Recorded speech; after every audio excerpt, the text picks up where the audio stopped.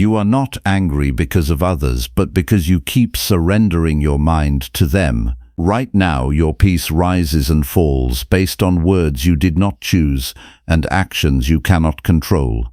That is not how a governed mind lives. That is how an unexamined life reacts without direction. This video is about taking that control back through reason, discipline, and daily judgment over your own thoughts. If you are willing to stop letting external behavior decide your inner state, subscribe and stay with this work. This is not entertainment. This is practice in learning how to remain steady when life does not cooperate. What follows will bring you back to what is always yours to command and remove what never was. Number 1. Separate your peace from opinions you cannot control. Listen carefully. The moment you let another person's opinion decide your peace, you have already surrendered your freedom. You may still be standing.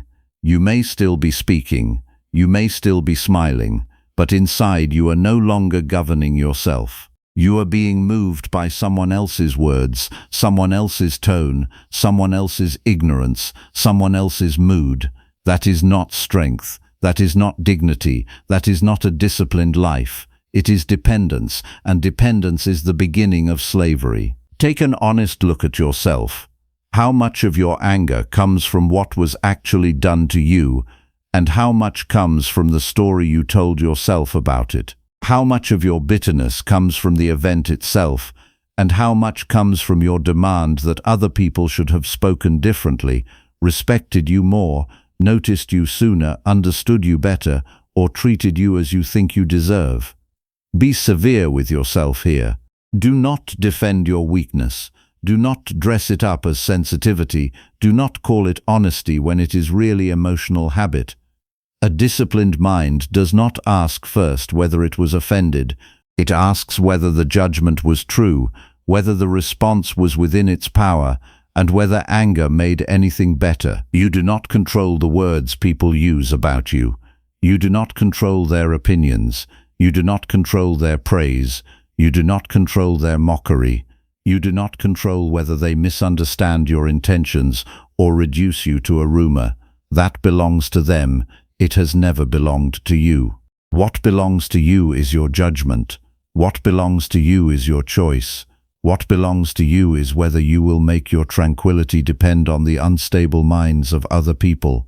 If you do that, you will be disturbed every day of your life, because human beings are careless, inconsistent, forgetful, self-centered, frightened, proud, and often wrong. If your peace rests on their approval, then your peace rests on sand. This is why the first task is not to silence the world. That is impossible. The first task is to silence your demand that the world must agree with you in order for you to remain steady. You are not harmed by opinion alone. You are harmed when you consent to it. A stranger can insult you and walk away with nothing of your character unless you hand it over.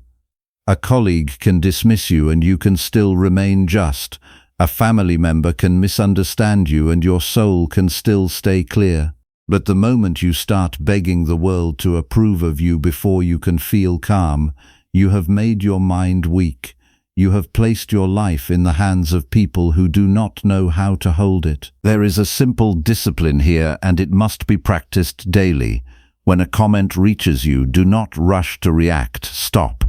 Separate the event from your interpretation of the event. Someone said a harsh word. That is one fact. You felt pain. That is also a fact. But the conclusion that this word has the power to ruin your day is not a fact. That is a judgment. And judgments can be examined. That is where your freedom begins. The gap between what happened and what you believe about what happened is the space where your character is formed. Most anger survives because it is allowed to move too quickly.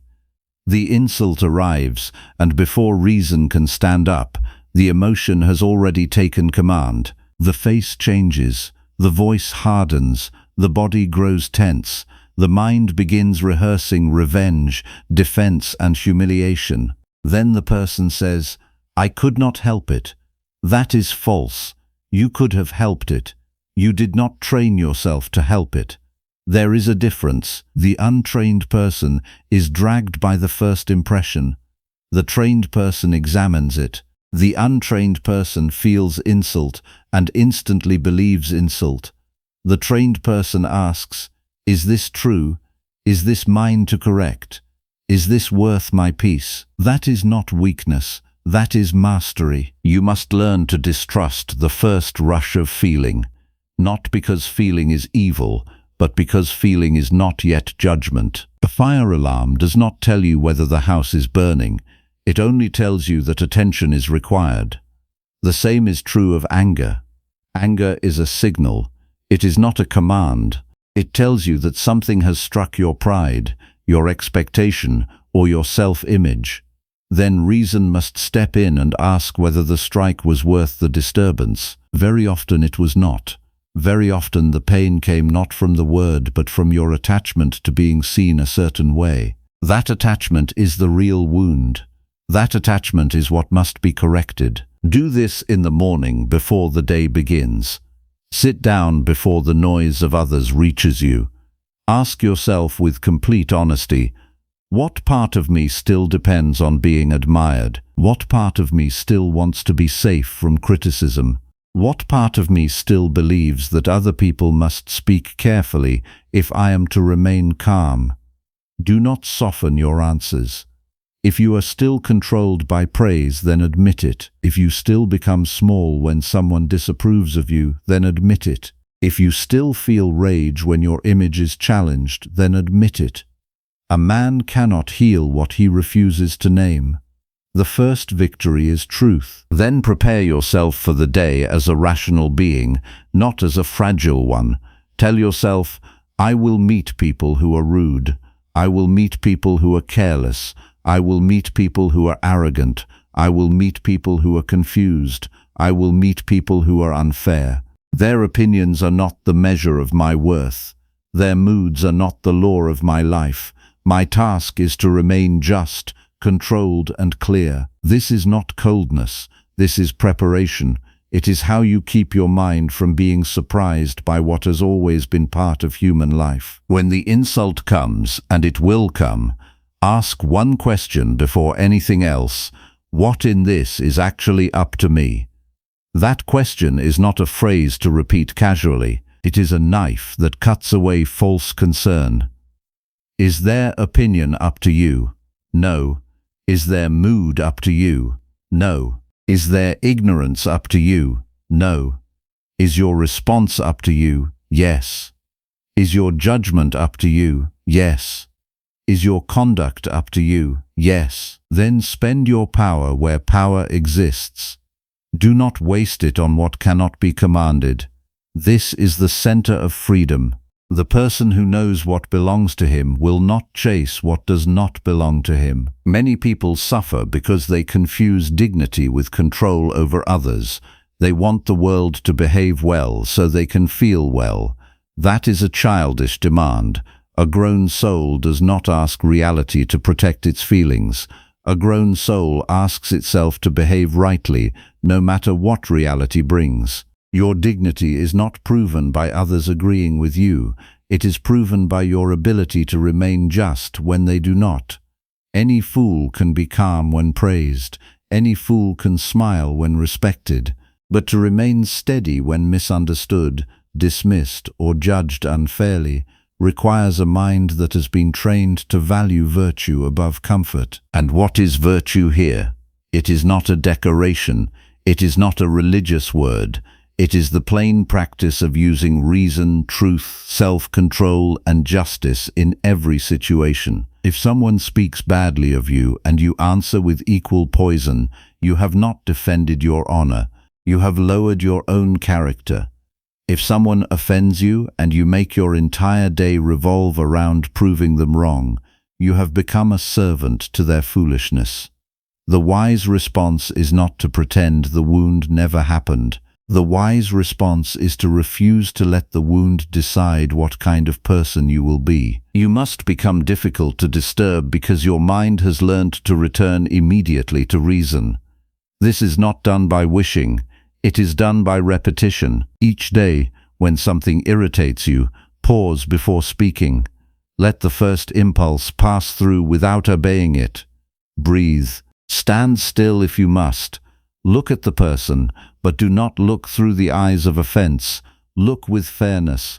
Ask whether this person is acting from ignorance, habit, fear, vanity, or confusion. Most harmful behavior comes from a damaged judgment, not from pure malice. This does not excuse wrongdoing.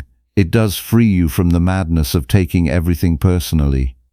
When you see another person as a human being capable of error, you remove some of the poison from the event. This is a difficult truth, but it must be said plainly. Most of your emotional pain is fed by your desire to make other people responsible for your inner state. You want them to speak correctly, so you do not have to govern yourself. You want them to be considerate, so you do not have to be strong. You want them to recognize your worth, so you do not have to know it. That is why you are often restless. Your peace has been outsourced.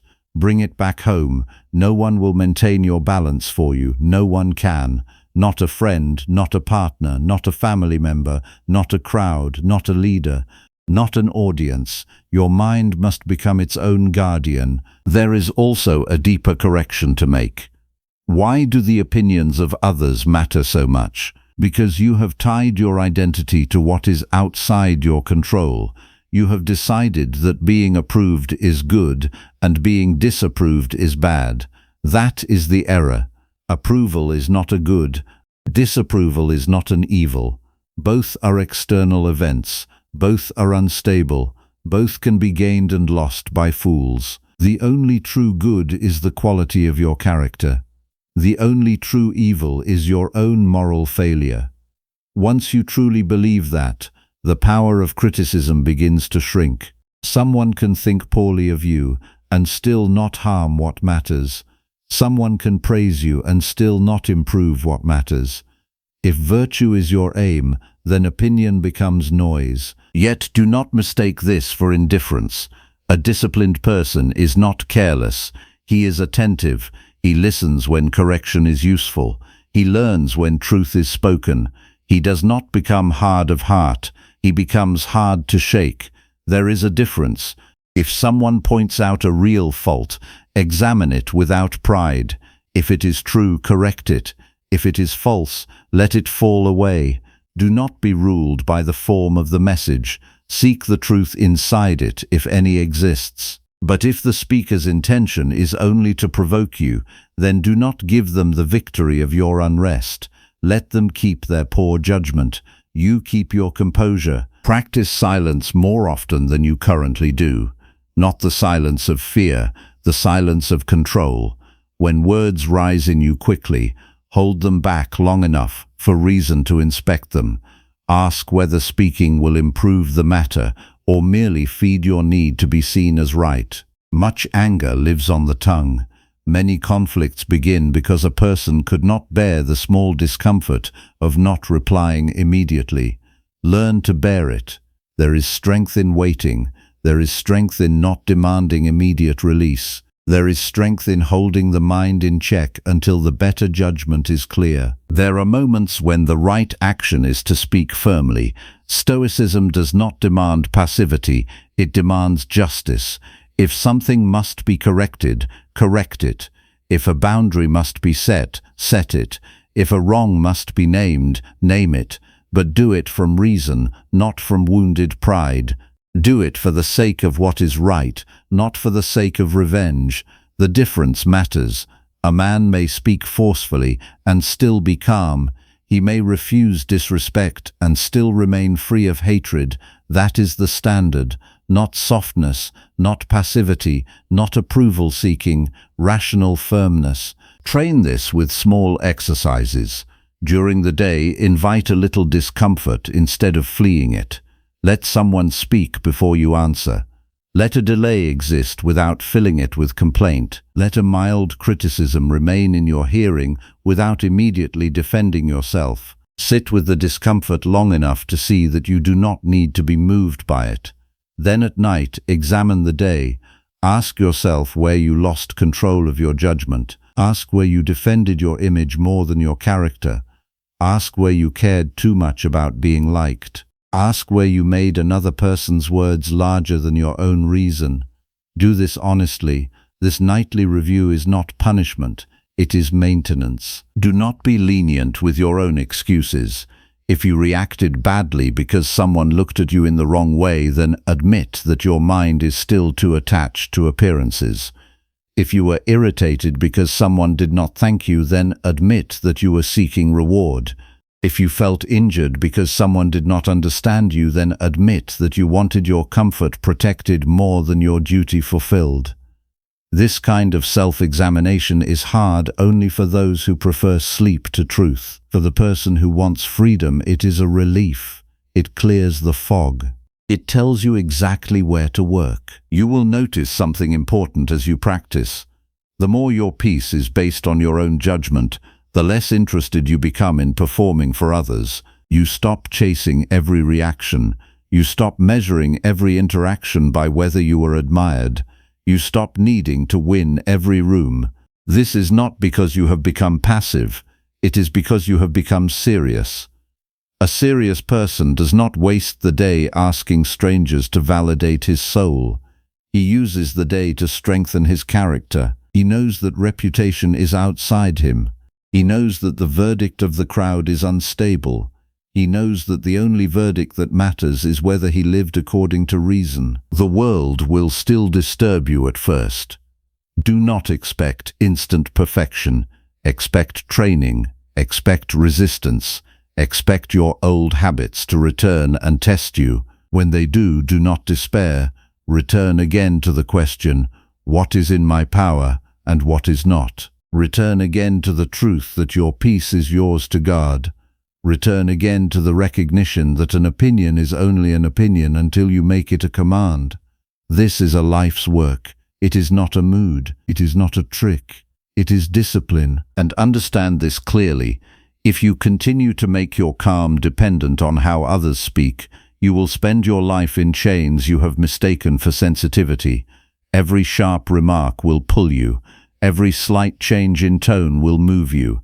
Every unkind look will trouble you. Every rumor will chase you. Every disagreement will shake you. You will be busy defending your image and never become a strong person. You will know what everyone thinks and still not know how to govern yourself. That is a poor trade. It wastes a human life. Choose instead the harder path and the only free path. Decide now that other people's opinions will no longer rule your emotions. Decide now that you will not hand over your peace to those who cannot maintain their own. Decide now that you will examine before reacting. Decide now that you will correct your judgments before you try to correct the world. Decide now that your worth is measured by virtue alone. Decide now that your mind belongs to reason and not to the noise of others. When you are criticized tomorrow, remember this: a person can speak badly of you and still not touch the part of you that matters. When you are ignored tomorrow, remember this: being unseen by others does not make you less real. When you are misunderstood tomorrow, remember this: truth does not depend on applause. When you are tested tomorrow, remember this: the test is not whether others behave well. The test is whether you remain governed by your own discipline. That is the real battle. That is the battle no one can fight for you. Live that battle with honesty. Not once, not for show. Every day, morning by morning, hour by hour, thought by thought. When the mind rushes toward offense, stop it. When the desire for approval rises, refuse it. When the need to be right begins to rule you, cut it back. When anger asks to take the reins, remove its hands from the horse. Do not wait for life to become gentler. Make yourself stronger. Do not wait for people to become more thoughtful. Make yourself more rational. Do not wait for praise to feel secure. Build security where it cannot be taken. That is how a man becomes difficult to disturb. That is how he stops being ruled by opinions. That is how he becomes free enough to meet every person without fear and every insult without collapse. not because he is above humanity, but because he has finally learned how to govern the part of himself that matters. And once you have learned that, no careless word can own you, no arrogant person can command your spirit, no one's approval can purchase your peace. Your mind will stand where it was meant to stand, under reason, under virtue, and under your own command. Number 2. Examine every insult before granting it power over you. The insult did not enter your mind by force. You opened the door to it. You heard words from another human being and immediately treated them as truth or injury, without pausing long enough to examine them. That pause is where your freedom was supposed to begin. Instead, you surrendered yourself to the first emotional movement that rushed through your body. Your face tightened, your chest hardened, your thoughts began building arguments and punishments before reason had even awakened. Then later you called this reaction natural. No, it was common. Common is not the same as wise. Look carefully at what happens when someone offends you. The sound reaches your ears. That part is outside your control. But then something else happens entirely inside you. Your judgment steps forward and declares that these words are unbearable. Your pride decides it has been attacked. Your image of yourself feels threatened. Then anger begins speaking as if it were your protector. But anger rarely protects anything valuable. Most of the time it protects vanity. It protects the need to appear important. It protects the fear of seeming weak. It protects the childish belief that every person must speak to you according to your expectations. This is why so many people live disturbed lives. They have never learned to separate an event from the judgment they attach to it. You must understand this with complete clarity. An insult has no power by itself. It becomes powerful only after your mind agrees to carry it. Another person can call you useless. Another person can mock your appearance. Another person can question your worth. But none of these words become injuries until you decide they define you. That decision often happens so quickly that you mistake it for reality itself, yet it is still a decision. This is why two people can hear the same insult and react completely differently. One burns with rage for days. The other remains steady and continues his work. The difference is not in the insult. The difference is in the judgment. Your mind has been trained badly by habit. It has been taught to react before examining. It has been taught to defend itself before understanding. It has been taught to seek emotional release instead of truth. This training did not happen in a single day. It happened through years of unexamined reactions. Every time you answered insult with insult, your mind learned impulsiveness. Every time you allowed criticism to ruin your peace, your mind learned dependence on approval. Every time you replayed a harsh comment in your head for hours, your mind learned attachment to injury. You are living inside patterns you strengthened yourself. This should not discourage you. It should wake you up. If habits were learned, then habits can be replaced. But replacement requires discipline, not motivation, not temporary inspiration. Discipline. The disciplined person does not trust the first emotional response. He pauses long enough to question it.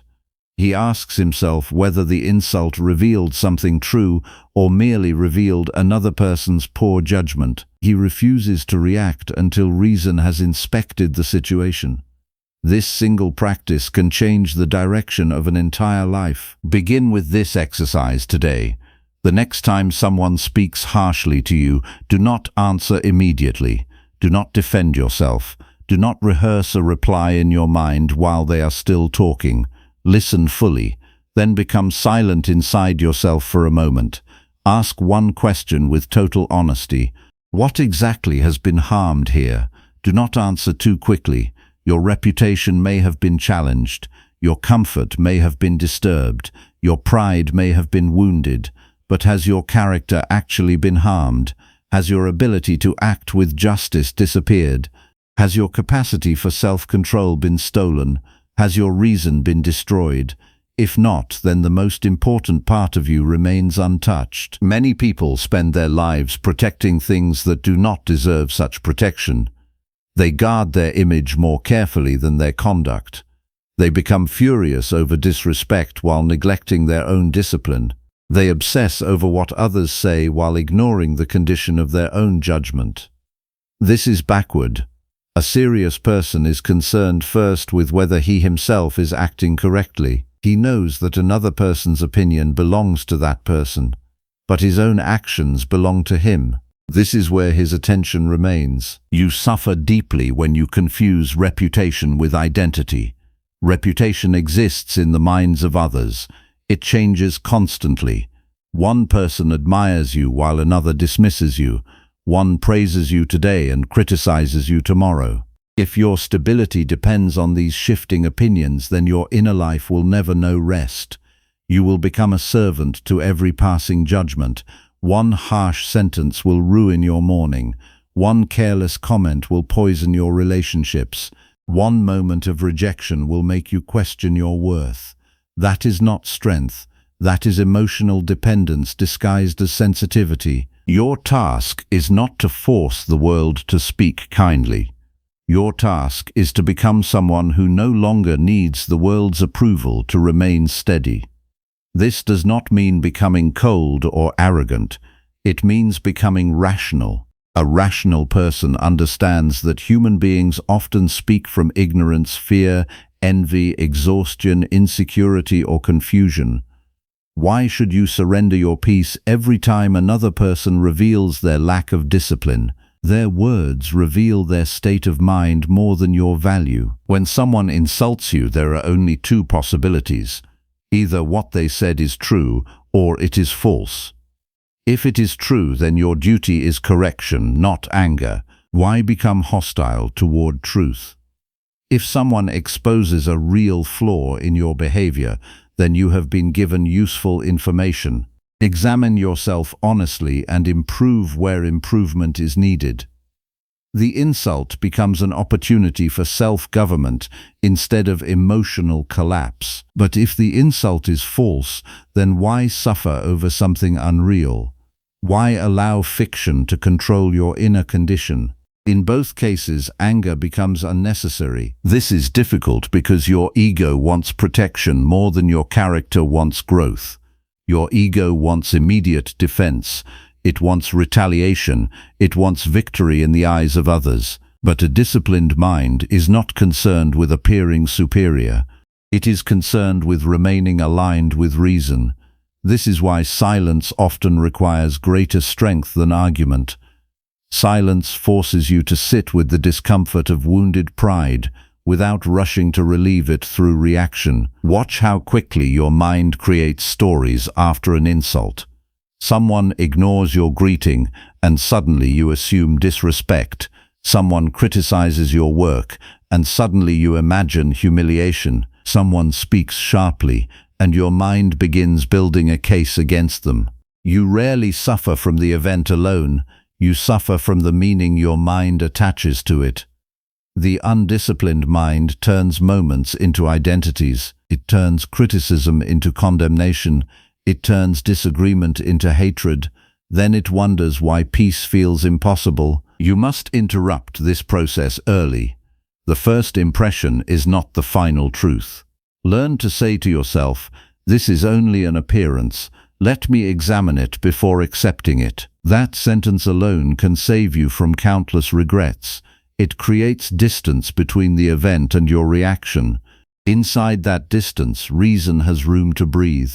Inside that distance, your character has a chance to act instead of your impulse. Do not pretend this practice is easy.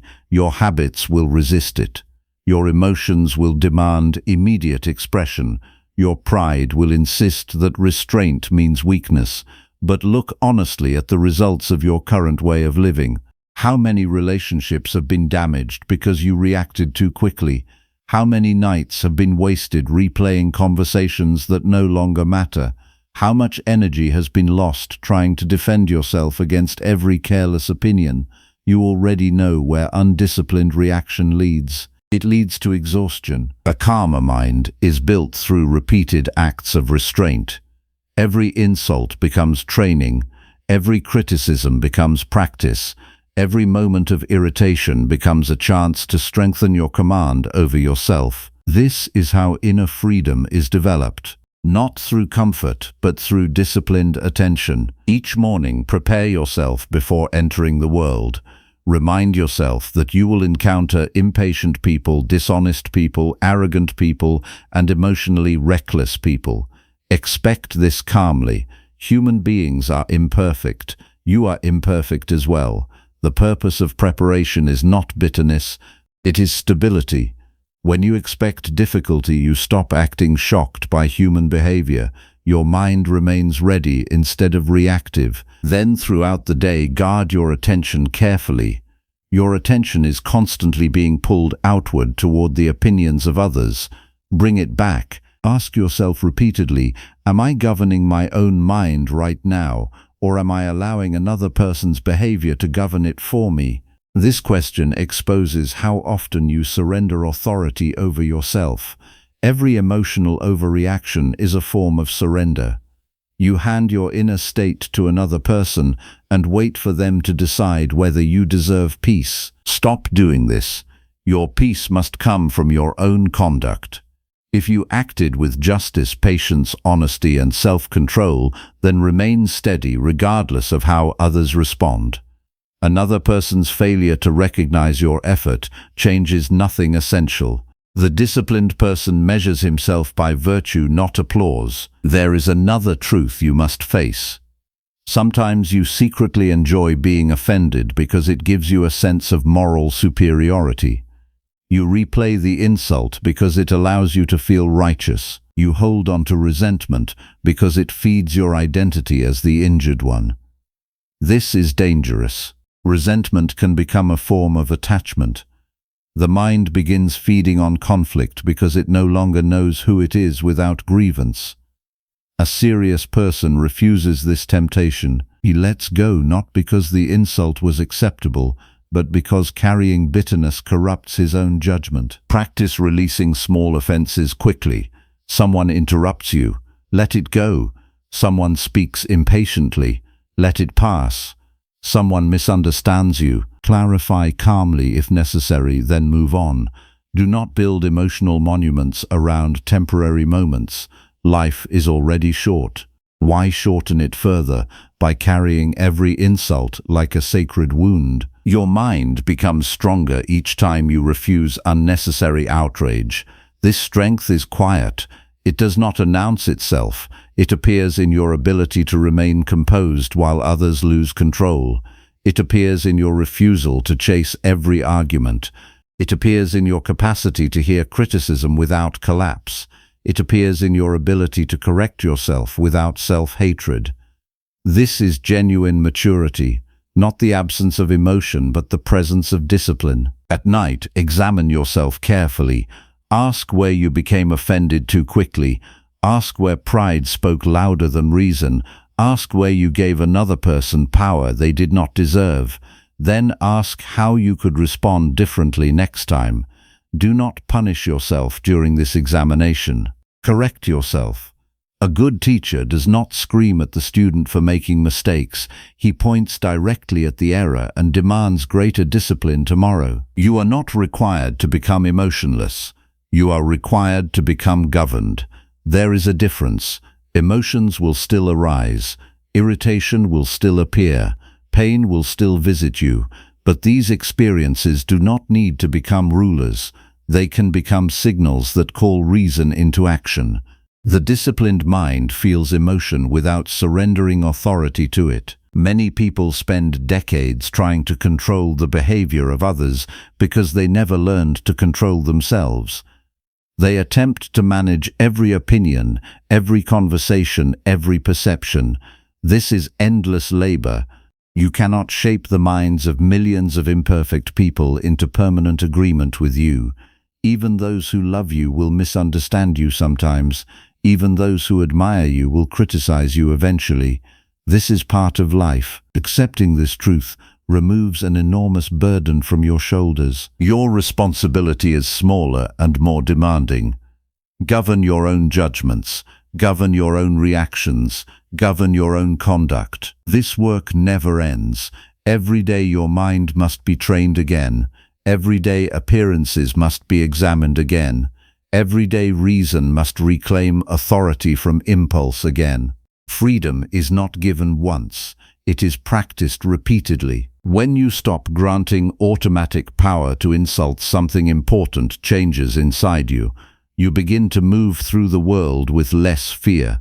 Conversations stop feeling like battles for validation. Criticism stops feeling like destruction. You no longer panic when someone disapproves of you because your worth is no longer tied to unstable opinions. Your attention returns to what actually matters, the quality of your actions, the clarity of your judgment, the honesty of your character. This is the kind of strength no one can hand to you. It is built slowly through self-observation and correction. It grows each time you pause instead of react. It grows each time you choose understanding over wounded pride.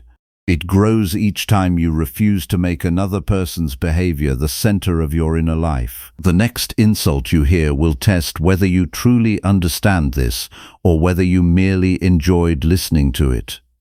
That moment will reveal your training. The words will arrive. Your pride will awaken. Emotion will ask for immediate obedience. Then your real work begins. Pause, examine. Separate appearance from truth. Ask what actually belongs to you in that moment. Then answer not as a wounded ego, but as a rational human being capable of governing himself. That is where dignity begins, not in forcing respect from others, but in refusing to become small because someone failed to give it. Number 3. Govern your reactions through reason instead of wounded emotion. Your life is being directed by reactions you never chose consciously. A tone of voice changes and your peace disappears. A delayed message arrives and suspicion takes control of your thoughts. A small inconvenience appears and irritation begins speaking inside you like a ruler issuing commands. Then afterward you tell yourself that this is simply who you are. No, this is who you have allowed yourself to become through years of untrained judgment. Look honestly at the condition of your inner life. How many of your decisions were made calmly through reason, and how many were made through emotional momentum? How many words have you spoken that your wiser mind would have rejected if it had been given even a few moments to examine them? How many conflicts began not because the situation demanded them, but because your wounded feelings demanded immediate expression? A person who cannot govern reactions cannot govern life. His mood becomes his master. His impulses become his direction. His circumstances become the chains around his mind. You have been taught to respect strong emotion as proof of truth. This is one of the great errors destroying inner stability. Feeling something intensely does not make it wise. Feeling offended does not prove injustice. Feeling anger does not prove righteousness. Feeling fear does not prove danger. Emotions are movements within the mind and body. They are not reliable judges of reality. They must be examined before they are obeyed. A disciplined mind does not deny emotion. It refuses to kneel before it. That distinction matters deeply. You are not expected to become cold stone. You are expected to become capable of standing firm while emotion passes through you. There is no virtue in pretending not to feel. The virtue lies in refusing to let feeling overthrow reason. The undisciplined person experiences emotion and immediately turns it into action. Frustration becomes harsh speech. Anxiety becomes avoidance. Embarrassment becomes defensiveness. Envy becomes bitterness. Pride becomes argument. The reaction feels automatic because the person has repeated it so many times that the gap between impulse and behavior has almost disappeared. Yet that gap can be rebuilt. That is where self-government begins. Your first task is to understand that external events do not directly control your inner state. The event arrives from outside. The interpretation rises from within. Between those two things stands your judgment. That judgment decides whether you will remain steady or become disturbed. If someone disagrees with you and your mind instantly labels it disrespect, then emotion takes command. If a setback occurs and your mind instantly declares the day ruined, then suffering expands. But if reason steps forward first and examines the situation carefully, then your response changes entirely. This is why you must begin training your attention. Right now, your mind is too easily captured. Every irritation pulls it away from clarity. Every discomfort drags it toward complaint. Every emotional impulse demands obedience and usually receives it. This weakens the soul, not because emotions are evil, but because a person without inner discipline becomes incapable of choosing wisely under pressure. Watch your reactions carefully throughout the day. Do not wait for large crises. Begin with ordinary moments. The line moves slowly. Someone interrupts you. Your plans change unexpectedly. Another person speaks impatiently. Observe how quickly your mind begins creating emotional conclusions. Notice the speed of the judgment. Notice how the body tightens before reason even speaks. Most people never observe this process because they are completely identified with it. They think they are their reactions. They think they are their anger. They think they are their frustration. But you are not your first impulse. You are the mind capable of examining that impulse. This examination requires honesty. You must stop defending every emotional reaction as justified. Many of your reactions are not expressions of strength. They are expressions of wounded pride, uncontrolled desire, fear of discomfort, or attachment to outcomes outside your control. A delayed success becomes despair because you demanded immediate reward. A disagreement becomes personal because you demanded validation. A mistake becomes self-hatred because you demanded perfection. The suffering did not come from reality alone. It came from your insistence that reality obey your preferences. Reason begins when you stop demanding that life move according to your emotional expectations. The world does not exist to preserve your comfort. People will misunderstand you. Plans will fail. Bodies will become tired. Work will become difficult. Human beings will behave poorly. None of this is shocking. None of this is new. The question is not whether difficulty will arrive. The question is whether you will meet it with discipline or surrender. Each morning, prepare your mind before entering the day. Do not rise from bed and immediately hand your attention to noise, distraction, and emotional agitation. Sit quietly for a few moments and examine yourself. Ask where your weaknesses usually appear. Ask what situations repeatedly steal your self-command. Ask which emotions govern you most easily. Then decide in advance how reason will respond when those moments arrive again. Tell yourself clearly that emotional disturbance is not unavoidable fate. It is often the result of untrained interpretation. When irritation appears today, you do not need to feed it with stories. When disappointment arrives today, you do not need to treat it as catastrophe. When criticism appears today, you do not need to answer immediately. Prepare your mind to pause. Preparation strengthens restraint before the test arrives. Then, throughout the day, practice slowing down your inner response. This is one of the most important disciplines you can develop. Emotional reactions gain strength through speed. The faster the mind moves, the less opportunity reason has to examine appearances carefully. A person says something careless, and within seconds, anger is already speaking through your mouth. A setback occurs, and within moments, your entire attitude collapses. Slowness interrupts this pattern. When emotion rises, do not rush to explain it, justify it, or express it. Observe it first. Name it accurately. Say to yourself quietly, anger is present, or fear is present, or pride is reacting.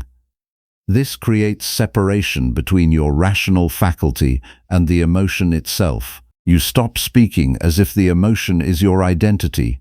You begin observing it as a movement passing through the mind. Then ask the most important question: what judgment produced this reaction?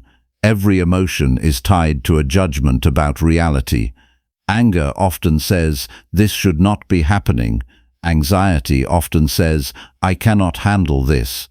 Resentment often says, "I deserved different treatment." Pride often says, "My image must remain untouched."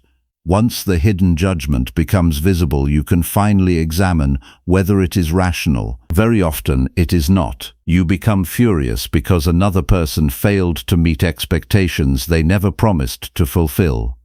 You become bitter because life refused to reward you on your preferred schedule. You become defensive because someone threatened an image you desperately wanted protected. These are not unavoidable sufferings. They are judgments demanding correction. A rational person does not ask whether an emotional reaction feels strong. He asks whether it is useful, honorable, and aligned with reality. This question changes everything. Strong emotion can push a person toward foolish speech, destructive choices, broken relationships, and long regret. Reason slows the process down and demands evidence before action. Consider how much damage has entered your life through uncontrolled moments. A few seconds of anger created wounds lasting years. One emotional decision destroyed trust carefully built over time. One impulsive reaction damaged your own peace far more than the original event ever could. Yet you continue treating emotional release as honesty when often it is merely lack of discipline. Real strength appears in restraint. The person who can remain measured while emotion burns inside him possesses greater power than the person who erupts without control. This strength is invisible to crowds because crowds admire dramatic expression. But inner freedom is not dramatic. It is steady. It is quiet. It is the ability to remain governed by reason even when emotion begs for authority. You must also stop using emotion as an excuse to avoid responsibility. Saying, "I was angry," explains nothing. Anger is not a separate creature controlling your body against your will. You participated in it. You agreed with the thoughts feeding it. You repeated the interpretations strengthening it. You surrendered attention to it instead of examining it. This truth may feel severe, but it returns power to you. If your reactions are shaped by your judgments, then your life can change through disciplined correction. Begin practicing voluntary pauses before important responses. When conflict appears, do not answer immediately. When criticism arrives, do not defend yourself instantly. When frustration rises, do not let your tongue move faster than your reason. Create space. Walk if necessary. Remain silent if necessary. Allow the first emotional wave to weaken before making decisions. Many regrettable actions disappear when given enough time to face examination. Another important discipline is learning to distinguish pain from outrage. Pain is often unavoidable. Disappointment hurts. Loss hurts. Failure hurts. But outrage is usually added afterward by the mind's refusal to accept reality. The mind declares that life has violated some imagined contract. It demands that events should have unfolded differently. This resistance multiplies suffering. Reason accepts what has already occurred and focuses attention on the next right action. This does not mean becoming passive. It means refusing to waste energy fighting reality itself. Once something has happened, your task is not emotional rebellion against the past. Your task is wise conduct in the present. Emotional resistance keeps the mind trapped in complaint. Reason asks calmly, what can still be done now? You should also examine the environments constantly feeding emotional instability. Endless noise, endless comparison, endless argument, endless distraction weaken attention and strengthen impulsiveness. A mind flooded with stimulation loses the ability to remain calm under pressure. Guard what enters your mind. Protect periods of silence. Spend time each day away from constant reaction and external agitation. A person who never sits quietly with himself rarely develops inner authority. At night, conduct a strict examination of your day, not to shame yourself, but to train yourself. Ask where emotion overruled reason. Ask where you reacted faster than you examined. Ask where pride, fear, desire, or irritation controlled your behavior. Then ask what a disciplined response would have looked like instead. This daily review sharpens awareness. Without examination, habits remain invisible. What remains invisible continues ruling you. Do not expect perfection immediately.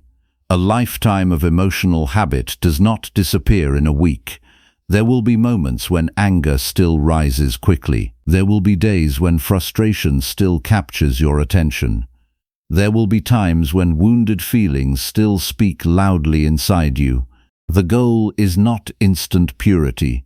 The goal is increasing command over yourself through repeated correction. Each time you interrupt an impulsive reaction, you strengthen reason. Each time you refuse unnecessary complaint, you strengthen endurance. Each time you examine emotion before obeying it, you strengthen freedom. This work may appear invisible from the outside, yet it transforms the entire quality of life from within. The person governed by wounded emotion becomes predictable. Circumstances pull him in every direction. Praise inflates him. Criticism crushes him. Delays frustrate him. Difficult people consume him. He lives as a servant to whatever feeling dominates the current moment. But the person governed by reason becomes stable. He still feels disappointment, yet remains capable of wise action. He still experiences irritation, yet chooses measured speech. He still encounters hardship, yet preserves self-command. That stability cannot be purchased, borrowed, or inherited. It must be built deliberately through daily discipline. No one else can do this work for you. No speech will complete it for you. No temporary motivation will sustain it for you. You must repeatedly choose reason over impulse until it becomes the stronger habit. One day you will notice the difference quietly emerging within yourself. Situations that once controlled you will lose their grip. Delays will no longer ruin your peace. Harsh words will no longer dictate your mood. Difficult people will no longer dominate your attention for hours afterward. Not because life became easier, but because your judgments became clearer. This is the path toward genuine freedom. Not freedom from emotion, but freedom from enslavement to emotion. Freedom from being dragged through life by every wounded reaction. Freedom from surrendering your character whenever discomfort appears. Freedom from the exhausting cycle of impulsive action followed by regret. The next time emotion rises strongly inside you, remember this carefully. The feeling itself is not the final authority. Your reason still stands above it if you choose to use it. Pause long enough to let wisdom speak before impulse moves your tongue, your hands, or your decisions. Your entire life changes when reason becomes the ruler and wounded emotion finally returns to its proper place as something observed, examined, and governed, rather than blindly obeyed. Number 4.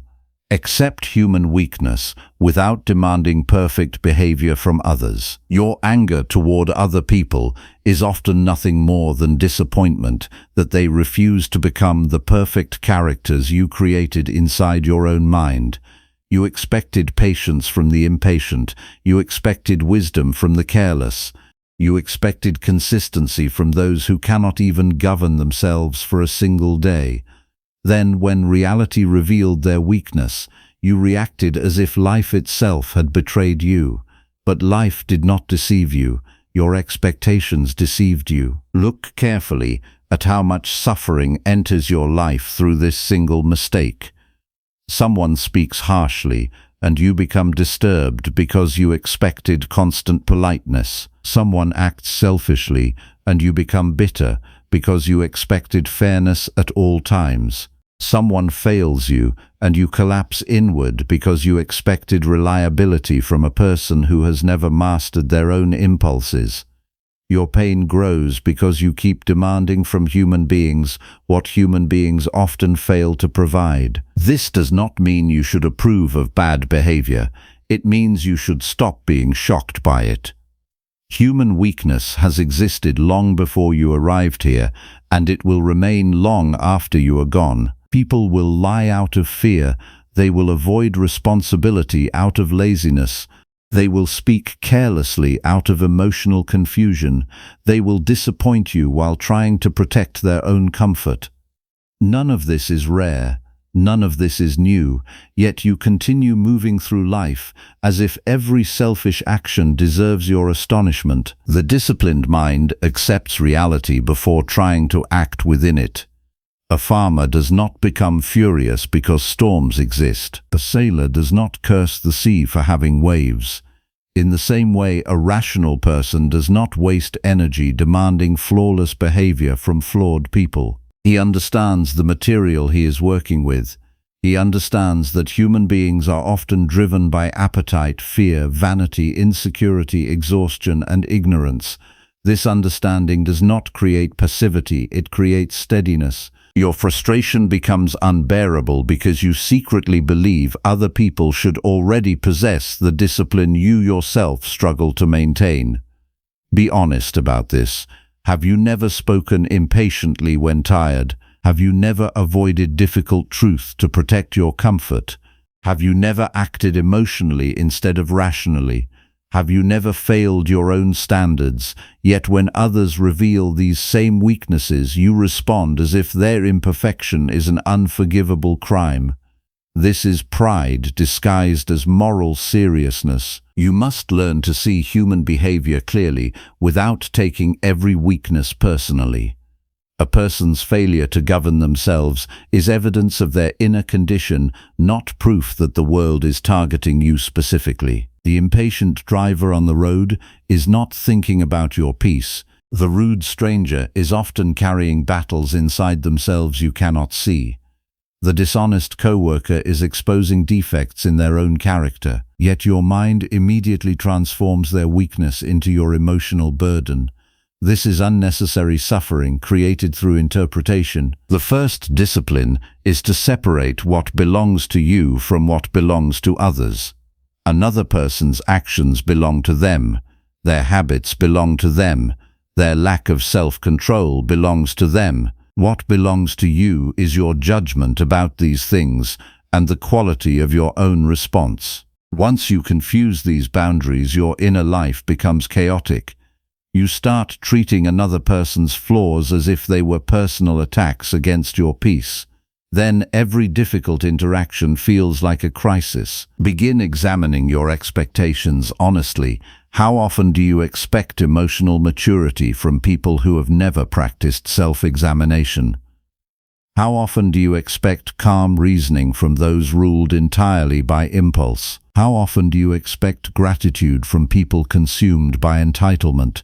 Your disappointment often grows from fantasy, not reality.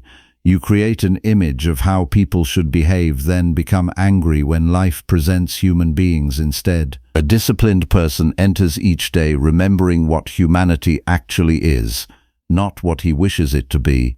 He understands that many people have never examined their own minds seriously even once.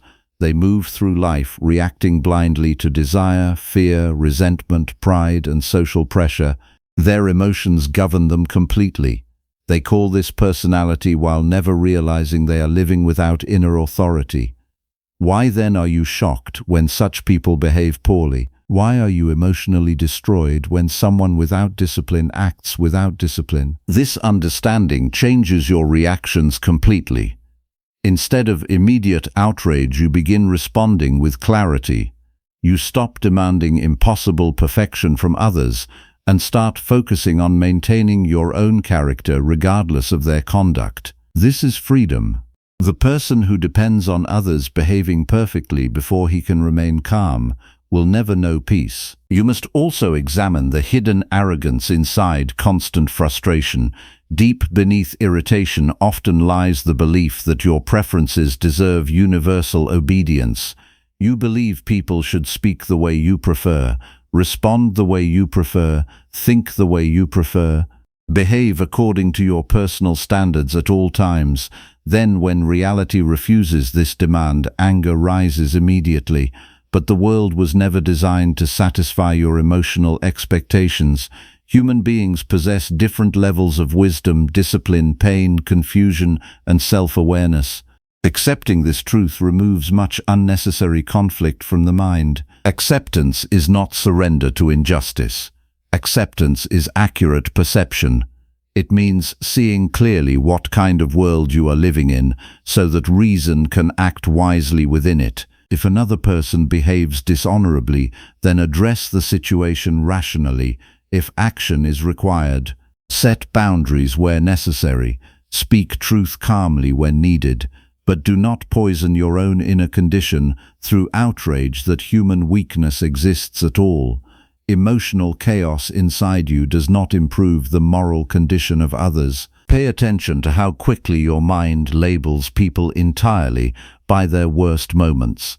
Someone disappoints you once, and suddenly your thoughts become consumed with condemnation.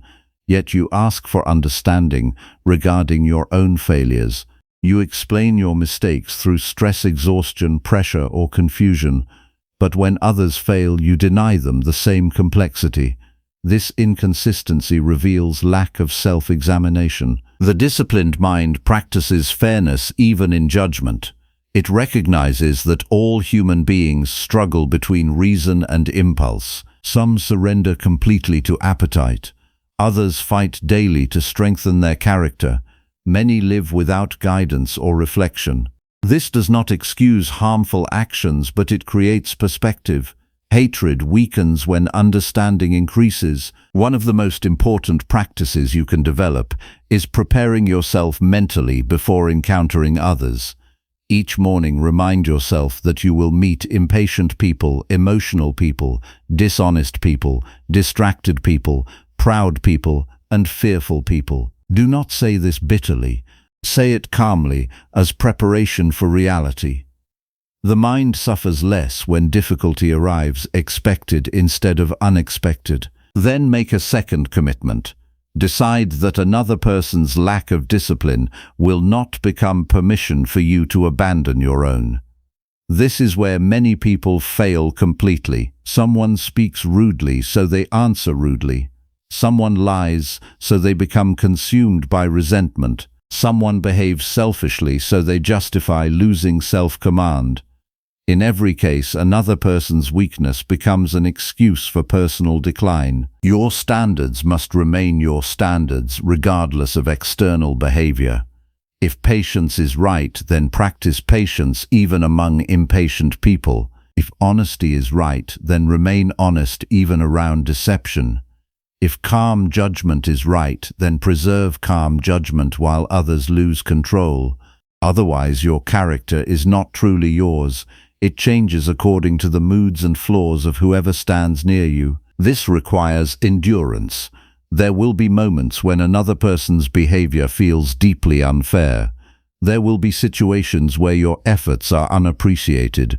There will be conversations where you are misunderstood completely. In those moments, your mind will demand emotional retaliation. It will say that your anger is justified because others acted wrongly first. But another person's failure does not improve through your own collapse into bitterness. You should also stop expecting permanent consistency from yourself.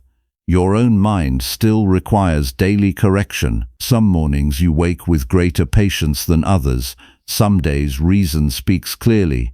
Other days emotional impulses fight harder for control. Why then do you expect perfect steadiness from every other person while still struggling to maintain it within yourself? Humility softens unnecessary outrage. A person committed to inner discipline spends less time judging human weakness and more time strengthening personal conduct. He understands how difficult self-mastery truly is. He knows how often pride disguises itself as certainty. He knows how easily comfort seduces the mind away from virtue. This awareness creates patience toward others without weakening commitment to what is right. When another person disappoints you, pause before reacting emotionally.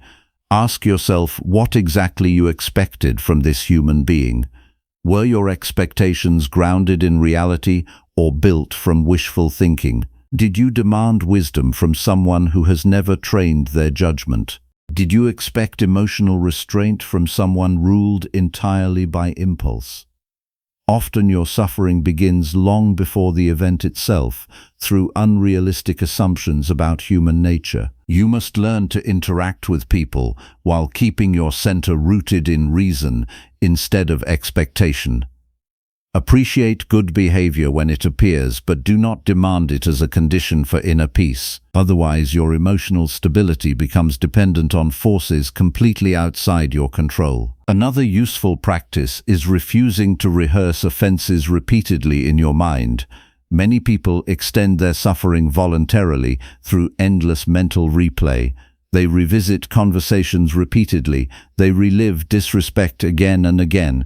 They strengthen resentment through constant attention. But every repetition deepens the emotional wound. If action must be taken, then take it rationally. If correction must happen, then address it calmly. But do not build a permanent home inside temporary frustration. At night, examine where your expectations created unnecessary suffering during the day. Ask where you demanded perfection from imperfect people. Ask where you reacted with surprise toward behavior that should have been anticipated calmly. Ask where another person's flaws pulled you away from your own discipline. This examination slowly weakens emotional arrogance and strengthens understanding. You will begin noticing something important as this practice deepens. Compassion grows naturally from realism, not sentimental softness, clear-eyed compassion. You stop viewing every difficult person as a personal enemy and start recognizing how trapped many people are inside their own uncontrolled minds. Some are ruled by anger they never learned to examine. Others are driven by fear disguised as aggression. Others seek validation constantly because they have never developed inner stability.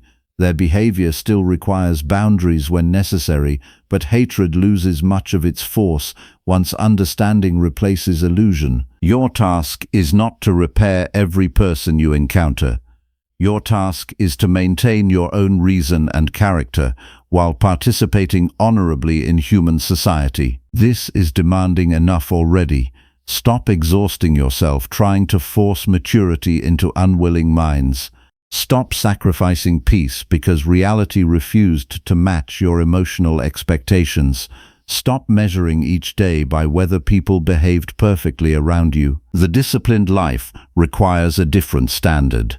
Measure the day by your own conduct. Did you remain fair while others became emotional? Did you preserve self-command while others surrendered to impulse?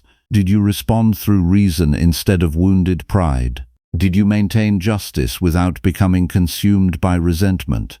This is the work fully within your control. The world will continue producing difficult people. Some will criticize unfairly. Some will disappoint repeatedly. Some will act selfishly without reflection. If you insist that such people disappear before you can remain calm, then your tranquility will always depend on conditions life cannot guarantee. But if you accept human weakness as part of reality while strengthening your own judgment daily, then stability becomes possible even in an imperfect world. Remember this carefully. Another person's flaws do not force you into inner disturbance. Your demand that flawed people behave flawlessly is what disturbs you. Release that demand and much anger disappears immediately. You begin seeing humanity more clearly and yourself more honestly. Then your attention returns where it belongs, not toward controlling the minds of others, but toward governing your own. Number 5. Discipline your thoughts before anger takes control of actions. Your life does not collapse in the moment someone offends you. It collapses in the moment your thoughts accept offense without examination. The danger is never the first word spoken against you. The danger is the silent agreement inside your mind that says this word must control me now. That agreement happens so quickly that you mistake it for instinct, but it is still a decision. And anything that can be decided can be disciplined.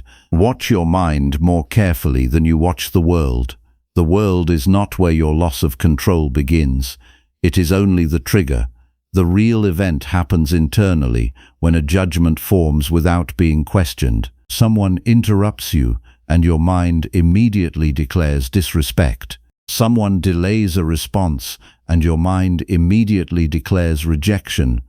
Someone criticizes your effort, and your mind immediately declares failure. These declarations are not reality. They are interpretations, and unexamined interpretations become emotional commands. You suffer most when you believe every thought that appears inside you. A thought is not a verdict. A thought is not a command. A thought is not truth. It is only an impression passing through consciousness, waiting to be tested. But you have been trained through habit to obey impressions instantly. That is why anger feels automatic. It is not automatic. It is practiced. It is repeated. It is reinforced every time you fail to question it before acting on it. Before any action in your life, there is a thought. Before every harsh word, there is an internal sentence. Before every argument, there is a private justification forming inside you. If you do not discipline that inner stage, then your actions will always remain unstable. You cannot build a calm life on an undisciplined mind. That is like trying to control a storm after it has already become wind. The first discipline is to slow the formation of conclusions. Your mind is too quick to finalize meaning from incomplete information. A tone of voice becomes a judgment. A facial expression becomes an accusation. A delay becomes a story of neglect. But none of these interpretations are necessary truths. They are mental shortcuts that bypass reason, and anything that bypasses reason eventually leads to emotional excess. When irritation begins rising inside you, do not move immediately toward expression. Move first toward observation. This is where your real power exists. Observe the thought before it becomes speech. Observe the interpretation before it becomes action. You are not required to agree with your first mental reaction. You are required to examine it. This moment of examination is where discipline either exists or fails. Ask yourself, with complete honesty, what exactly you are believing in that moment, not what happened, what you believe it means. This distinction matters deeply. The event is neutral until your mind assigns meaning to it. Someone speaks sharply. That is the event. You decide it is disrespect. That is the interpretation. The interpretation is where anger is born. And if interpretation is the birthplace of emotion, then it must be governed carefully. Most people live entirely inside unexamined interpretations. They react as if their first conclusion is reality itself. This is why their emotions feel uncontrollable. They never stop long enough to inspect the thought that created the emotion. A disciplined person does not allow this gap to remain closed. He creates distance between impression and response. In that distance, reason is restored. Begin practicing this immediately in small moments. When a thought of offense appears, do not feed it with additional narrative. Do not expand it into a story. Do not replay the situation repeatedly in your mind. Simply identify it as a thought requiring inspection. Then ask whether it is accurate, whether it is useful, and whether it deserves authority over your actions. Most thoughts of anger collapse under examination because they are built on assumptions, not facts. You must also understand how quickly anger becomes physical once thought is accepted. The mind gives permission first, then the body follows. The tightening of the jaw, the acceleration of speech, the urge to interrupt, the need to dominate the conversation, these are not separate events. They are the physical continuation of an uncorrected thought. If you want to change behavior, you must intervene earlier than the body. You must intervene at the level of thinking. This is why reflection is not optional for a disciplined life. Without reflection, the mind never learns from itself.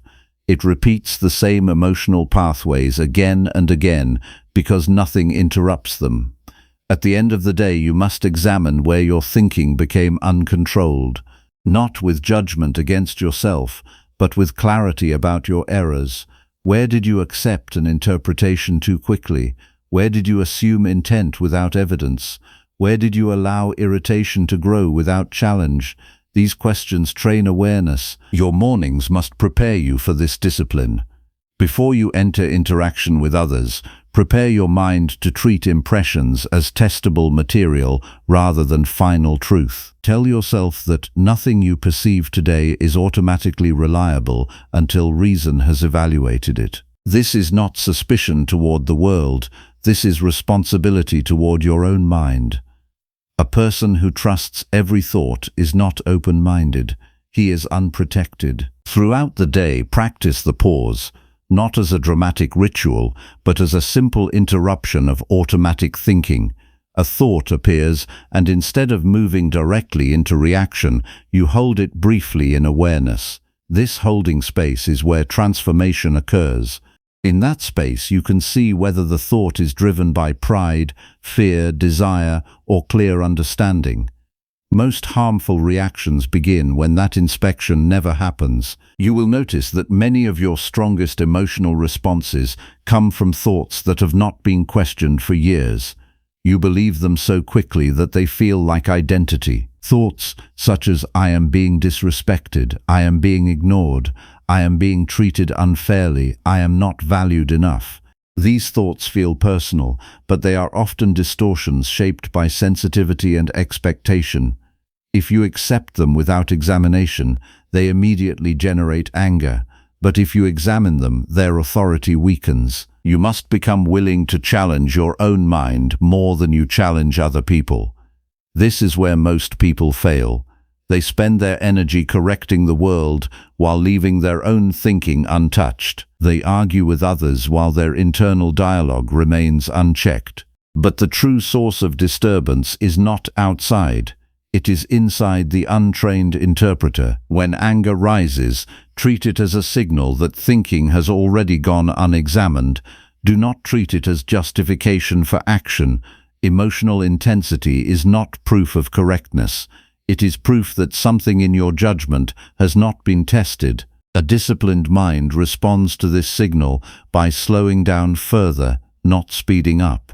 It becomes more deliberate, not more reactive. One of the most important practices is learning to distinguish between appearance and conclusion.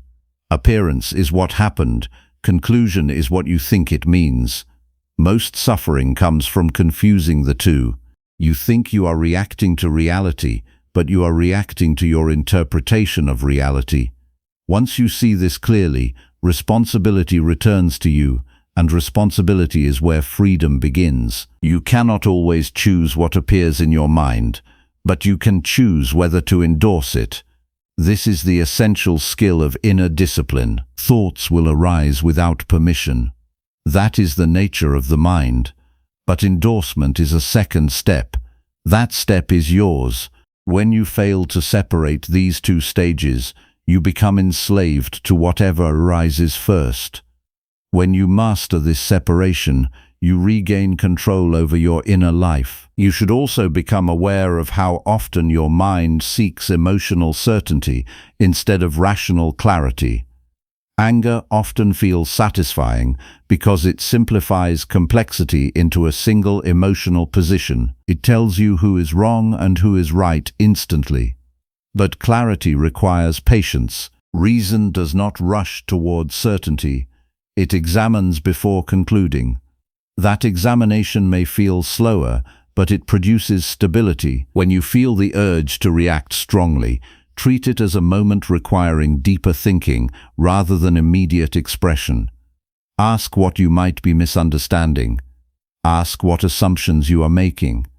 Ask whether your interpretation is complete or partial. These questions weaken impulsive certainty and strengthen rational awareness. At night, review not only your actions but the thoughts that produced them. Ask where your mind created unnecessary conflict before any external conflict existed. Ask where you accepted a narrative that increased anger without evidence. Ask where you allowed interpretation to become identity. This reflection is not about regret. It is about training perception. Over time, you will begin to notice a shift. Thoughts will still arise, but they will lose immediate authority.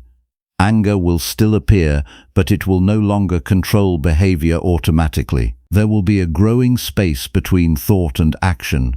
In that space, you will begin to choose rather than react. That is the beginning of real discipline. A life governed by reason is not a life without emotion. It is a life where emotion no longer decides direction. Thoughts continue to appear, but they are inspected before being accepted. Reactions still arise, but they are guided by judgment rather than impulse. This is how inner stability is built. The world will continue to present difficult situations. People will still speak carelessly. Circumstances will still challenge patience. But none of these external events have authority over your inner condition unless you give it through unexamined thought. Once you learn to discipline thinking before it becomes action, anger loses its power to govern your life. And in that discipline, you recover something most people never experience: a mind that does not belong to its first reaction, a mind that can pause, examine, and choose, a mind that remains steady not because life is gentle, but because judgment is governed by reason instead of emotion. Number 6. Refuse emotional slavery by mastering your daily inner judgments. Your anger is not ruled by the world. It is ruled by the judgments you repeat inside your own mind without question.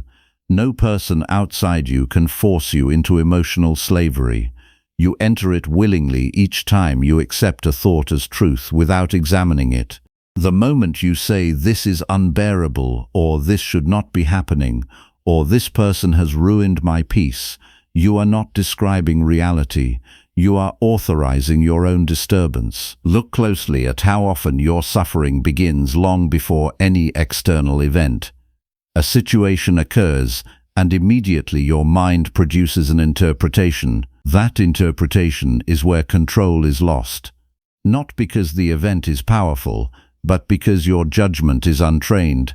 You do not pause long enough to ask whether what you are telling yourself is accurate, useful, or even necessary.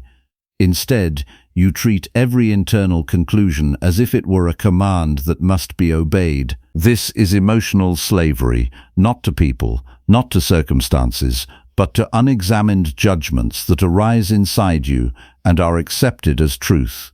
You may believe you are reacting to life, but most of the time you are reacting to your own interpretation of life, and interpretations can be corrected. They can be questioned. They can be refused authority. Every day your mind produces hundreds of judgments.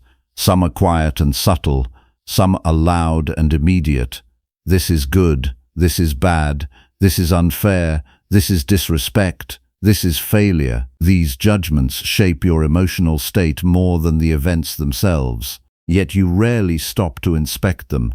You move directly from judgment to feeling, and from feeling to reaction.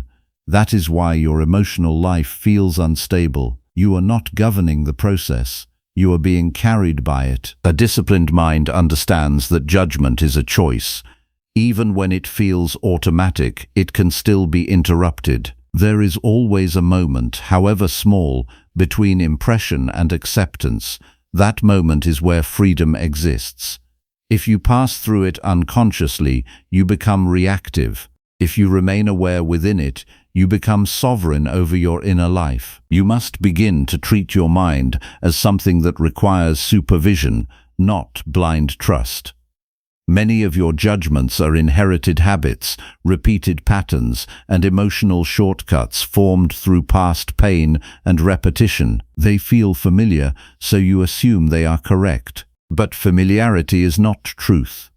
A judgment repeated many times can still be false. A reaction felt strongly can still be irrational. The practice begins with refusal. Refuse immediate agreement with your first interpretation.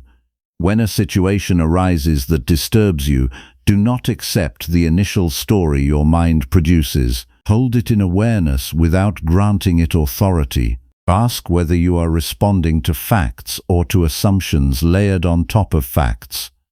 Most emotional disturbance comes from assuming intention, exaggerating meaning, or projecting fear onto incomplete information. You are not required to believe everything your mind suggests. This is the central mistake that keeps people emotionally unstable. They assume inner thoughts must be obeyed simply because they appeared, but thoughts are not orders. They are events within consciousness. Some are accurate, many are distorted, some are useful, many are destructive. Without examination, you cannot distinguish them. Emotional slavery begins when you stop questioning your judgments. You begin to treat every internal conclusion as final. Someone ignores your message and you conclude disrespect. Someone criticizes your work and you conclude failure. Someone disagrees with you and you conclude rejection. Each conclusion immediately produces emotional reaction. But none of these conclusions are necessary truths. They are interpretations shaped by sensitivity and expectation. If you want freedom from anger, you must first become unwilling to accept untested judgments. This does not mean suppressing emotion. It means interrupting the chain that produces unnecessary emotion. The chain is always the same: impression, judgment, acceptance, emotion, reaction. Break the chain at judgment, and the entire emotional sequence weakens. Begin your mornings with deliberate preparation of the mind. Before the day begins, remind yourself that your mind will produce interpretations that are not automatically reliable. Set the intention that you will not accept every thought as truth. This is not negativity, it is clarity. A prepared mind does not become easily captured by emotional distortion because it expects distortion to appear. Throughout the day, practice observing your judgments as they arise. Do not rush to suppress them or express them. Observe them as mental events. When irritation appears, identify the thought that created it. When anger rises, locate the judgment underneath it. When frustration develops, trace it back to its interpretation. You are not fighting emotion, you are investigating the thought that produced it. This investigation reveals something important. Many of your strongest reactions come from exaggerated judgments formed in moments of pressure. A delay becomes disrespect. A mistake becomes humiliation. A disagreement becomes personal attack. A difficulty becomes catastrophe. None of these are necessary meanings. They are emotional expansions of simple events. When you begin questioning these judgments, their authority weakens. You start to see that you are not reacting to reality itself, but to your version of reality constructed in the mind. And once you see construction, you are no longer enslaved by it. You can evaluate it. A disciplined person does not rush to emotional certainty. He allows space between perception and conclusion. In that space, he asks what is actually known, what is assumed, and what is added by interpretation. This slows the emotional system and restores rational control. Without that space, emotion becomes immediate and dominant. You must also become aware of how often you judge other people's actions without considering their internal condition. You interpret behavior without acknowledging ignorance, fatigue, fear, or misunderstanding. This narrow interpretation intensifies anger because it reduces complexity into accusation. A more rational mind recognizes that human behavior often comes from confusion rather than intent to harm. This recognition does not remove accountability. It removes unnecessary emotional escalation. You can correct behavior without becoming emotionally enslaved to it. You can set boundaries without turning every mistake into personal injury. You can respond firmly without losing inner stability. Most people live under the illusion that emotional intensity equals truth. The more strongly they feel something, the more certain they become that it must be correct. This is how emotional slavery persists. Feelings become authority. But feelings are not judges. They are signals requiring interpretation. If you allow them to rule without inspection, you abandon rational governance. The disciplined mind reverses this process.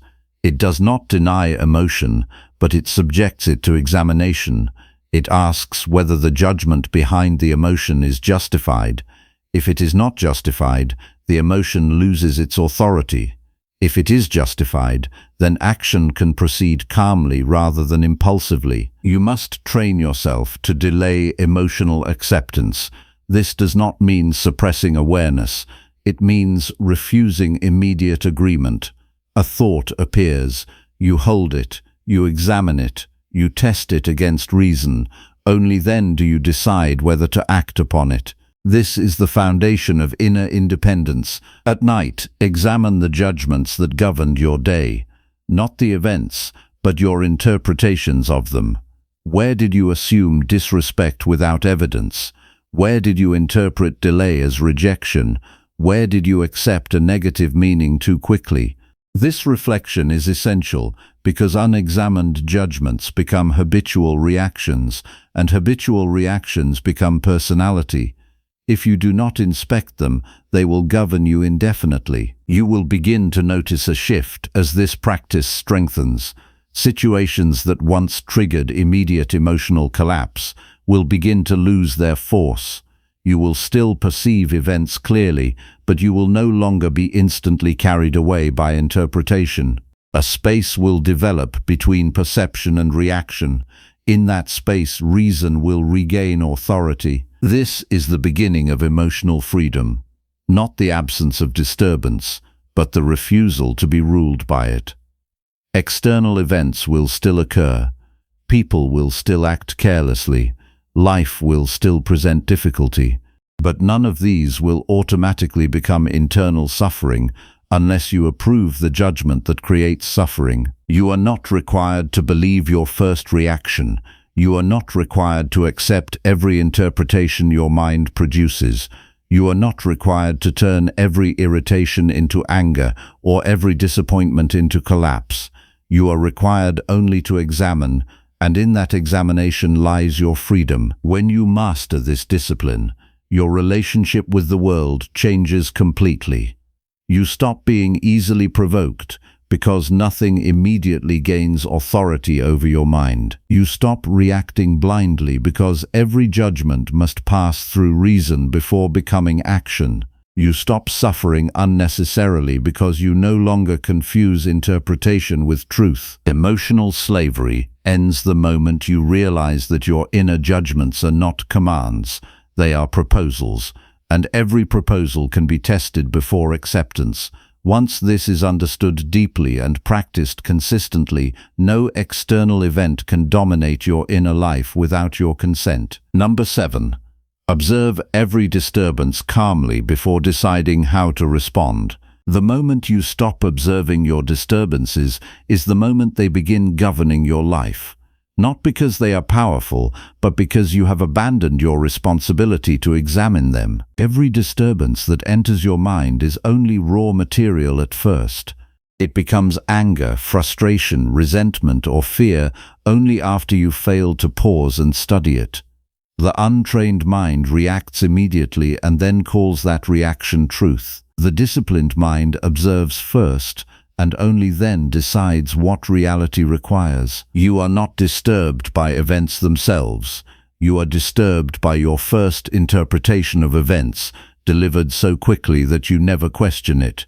Someone speaks to you in a tone you dislike, and your mind instantly labels it disrespect. A plan changes unexpectedly, and your mind instantly labels it loss. A person disagrees with you, and your mind instantly labels it attack. These labels arrive before reason has even stood up inside you. That is why you feel controlled by your emotions. You are allowing premature judgments to become authority. The practice of inner discipline begins at the exact moment disturbance appears, not after it grows, not after it spreads through your thoughts. At the first signal, that is where you must become present. Most people miss this moment completely. They enter reaction immediately and only later try to justify it. But justification after reaction is not wisdom. It is rationalization of loss of control. You must train yourself to treat every disturbance as an object of study rather than a command for action. When irritation arises, do not move toward expression. Do not move toward suppression either. Move toward observation. This is a deliberate shift in posture of the mind. You are no longer inside the reaction. You are watching the reaction form. That distance is where freedom begins. A disturbance is never a finished truth when it first appears. It is only a signal that something in your interpretation has been triggered. If you react immediately, you are reacting to an unfinished mental process. You are responding to something unverified. That is why so many reactions later feel excessive or unnecessary. They were never guided by clear understanding in the first place. When something unsettles you, pause before assigning meaning. Let the raw impression exist without commentary for a moment. You will notice that the mind rushes to fill silence with interpretation. It wants to label, conclude, and decide instantly. This urgency is not wisdom, it is habit. And habit without reflection produces emotional instability. Begin asking simple questions at the moment of disturbance. What exactly happened? What exactly was said? What exactly is known without assumption? Separate fact from interpretation with precision. Most emotional suffering is built on interpretation layered over minimal facts. Once you remove the added layers, the emotional intensity often loses its foundation. You will discover that many disturbances are not as solid as they first appear. A delayed response becomes uncertainty only when you assume intent. A harsh word becomes insult only when you assume meaning beyond the word itself. A disagreement becomes conflict only when you assume hostility. These assumptions happen automatically when the mind is untrained. But automation is not authority. It is simply repetition without awareness. The disciplined mind refuses to let interpretation outrun observation. It slows the entire process down. It creates space between what is perceived and what is concluded. In that space, reason has the opportunity to enter before emotion takes control. This is not suppression of feeling. It is governance of response. You must also learn to recognize how quickly the body begins to mirror unexamined thought. Tension in the chest, tightening in the jaw, accelerated speech patterns, shallow breathing. These are not random physical events. They are the body obeying a mind that has already accepted disturbance as truth. If you intervene early at the level of observation, you prevent the body from being dragged into unnecessary reaction. Most people believe they are thinking clearly while reacting. In reality, they are thinking after emotion has already taken control. Their thoughts are shaped by the reaction rather than guiding it. That is why arguments escalate, why misunderstandings grow, and why small disturbances become prolonged emotional states. The order has been reversed. Emotion leads, thought follows. You must restore the correct order. Thought must observe first.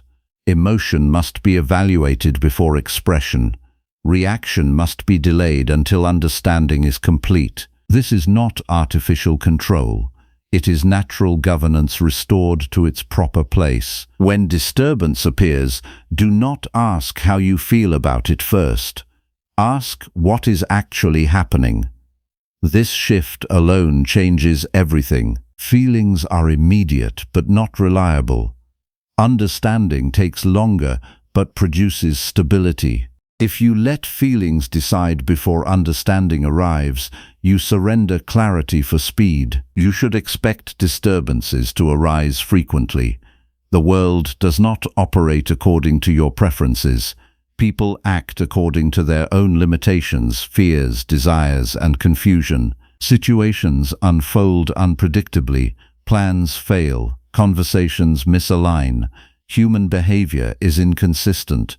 If you demand smoothness from such a reality, you are setting your mind up for constant agitation. Instead, prepare for disturbance as a normal feature of daily life. Not as something to fear, but as something to observe correctly. When it appears, treat it as training. Each disturbance becomes an opportunity to practice restraint, clarity, and disciplined attention. Without disturbances, there would be no material for inner training. You must also become aware of how often your mind personalizes neutral events. A stranger's behavior becomes a judgment about you. A delay becomes a reflection of your value.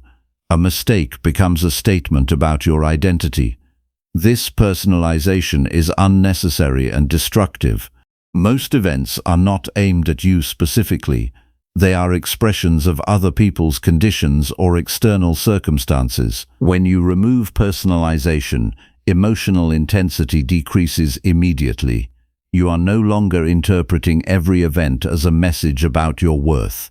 You begin seeing events as events, actions as actions, words as words. This clarity prevents unnecessary emotional expansion. In your morning preparation, set a clear intention that you will not react before observing, not as a vague hope, but as a deliberate rule for the day. Remind yourself that every disturbance will pass through a process of examination before response is allowed. This rule must be simple but firm. Without it, habitual reaction will take over. During the day, practice catching the earliest moment of disturbance, not after anger has formed, not after frustration has grown, at the first flicker. That is where discipline is most effective. The earlier you intervene, the less effort is required to regain control. The later you intervene, the more energy is needed to repair emotional escalation. When you succeed in observing calmly, you will notice something important. The intensity of the disturbance begins to weaken on its own. Many emotional reactions survive only because they are immediately fed with interpretation and attention. When you stop feeding them, they lose momentum. Calm observation is not passive, it is interruptive. It breaks the cycle of automatic emotional expansion. At night, review your disturbances carefully, not to relive them emotionally, but to understand your patterns of reaction. Where did you fail to pause? Where did interpretation override observation? Where did you allow immediate meaning to become unquestioned truth? This review is essential because without it, the same reactive patterns will repeat tomorrow unchanged. You are not trying to eliminate disturbances from life. That is impossible. You are training yourself to meet them with clarity instead of reaction. Over time, you will begin to notice a widening space between disturbance and response. That space is the measure of your progress. In that space, you are no longer a participant in automatic reaction. You are a conscious observer capable of choice. When this discipline becomes stronger, external events will lose much of their power to control your inner condition. Not because life becomes easier, but because your mind becomes more stable. You will still encounter frustration, but it will not immediately become anger. You will still encounter difficulty, but it will not immediately become despair. You will still encounter disagreement, but it will not immediately become conflict. The difference lies in observation. Those who fail to observe are ruled by disturbance. Those who observe before reacting remain free within it. This is the dividing line between emotional captivity and rational self-governance. To observe every disturbance calmly is not a technique for occasional use. It is a way of living, a continuous discipline of attention, a refusal to let the first emotional impulse become the final authority, a commitment to reason before reaction, clarity before judgment, and understanding before expression. When you practice this consistently, you begin to experience a quieter form of strength, not the strength of emotional suppression, but the strength of inner stability, a mind that can witness disturbance without immediately becoming it, a mind that remains steady long enough for truth to be seen clearly, a mind that responds rather than reacts, and in doing so, remains free. Number 8. Strengthen your character through silence, patience, and rational restraint. You weaken your character every time you speak without necessity, react without reflection, or rush into judgment without restraint. The mind that never pauses becomes easily controlled by impulse. The person who cannot remain silent cannot remain free, because silence is not absence of speech alone. It is the discipline of refusing to let every internal disturbance escape into action before it has been examined by reason. Look honestly at how much damage has entered your life through unguarded reaction.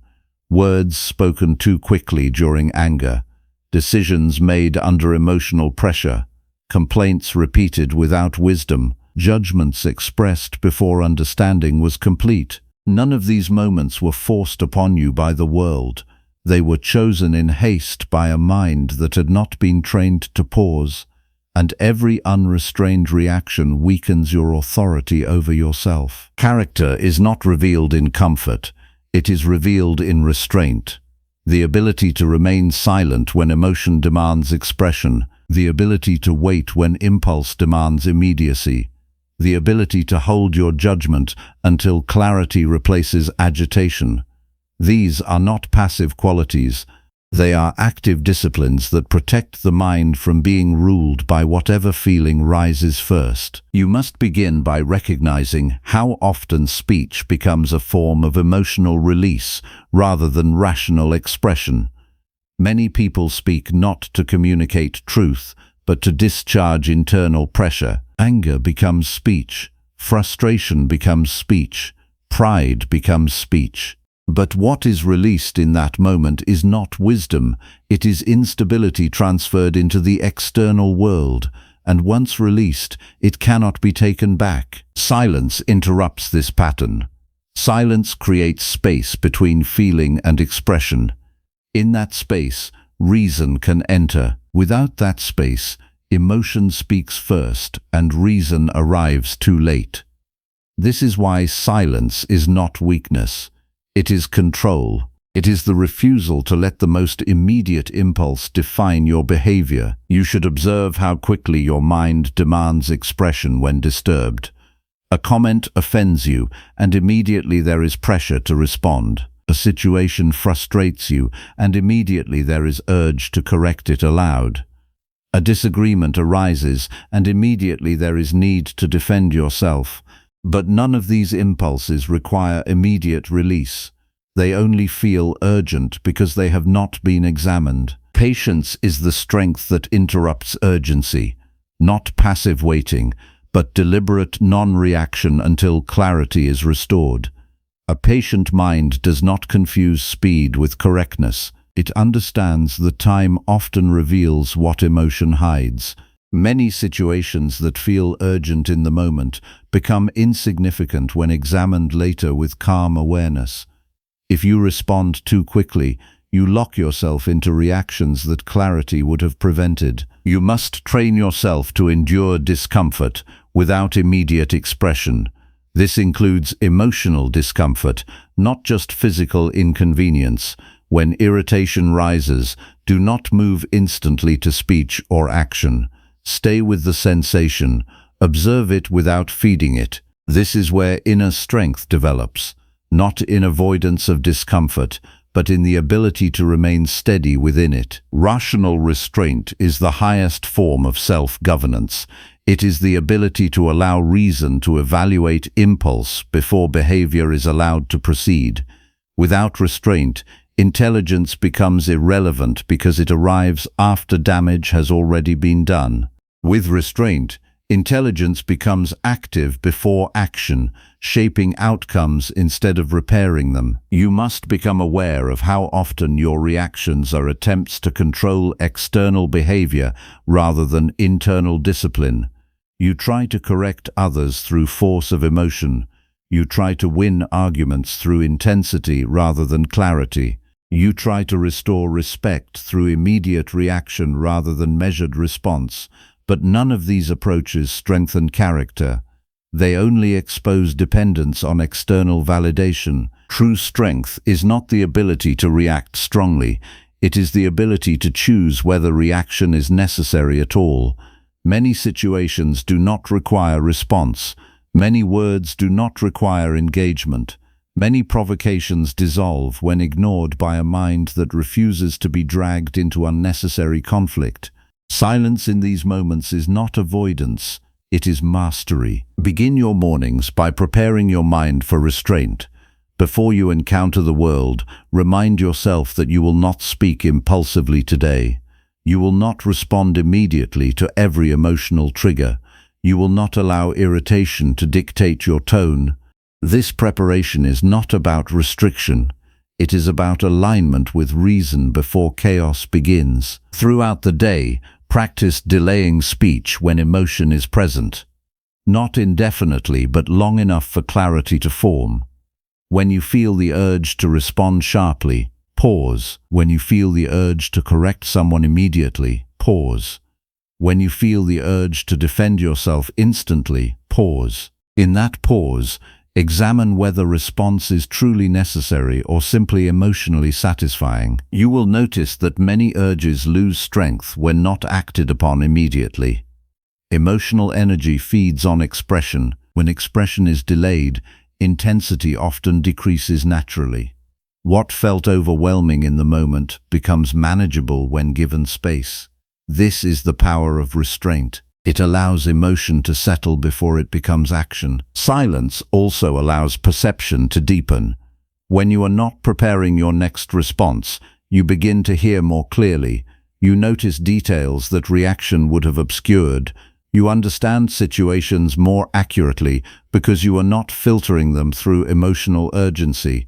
This clarity leads to better decisions, not just quieter behavior. Patience must extend beyond external events into your internal state.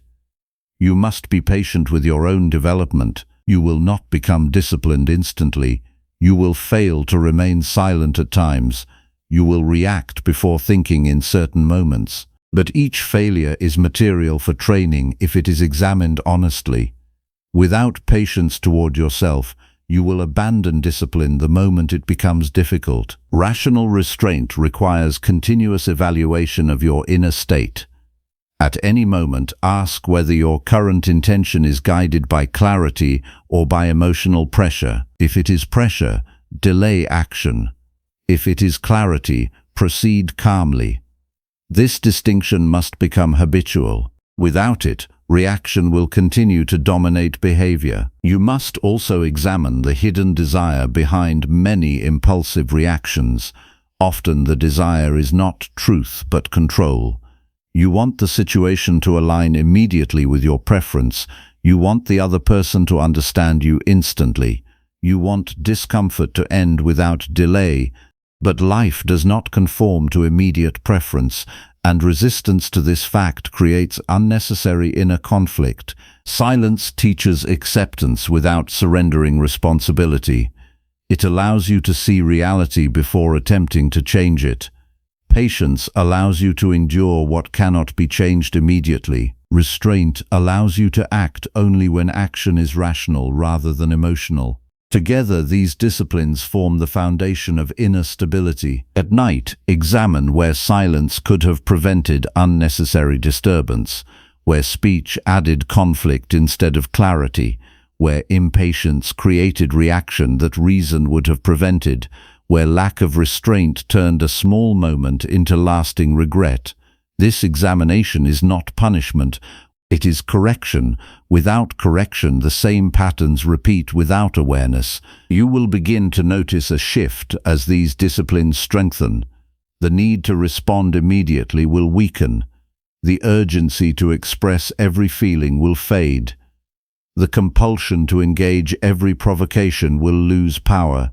In its place will develop a steady awareness that you are not required to act on every impulse that arises. This awareness is the beginning of real character, not the absence of feeling, but the presence of control over feeling. Not silence forced through suppression, but silence chosen through understanding.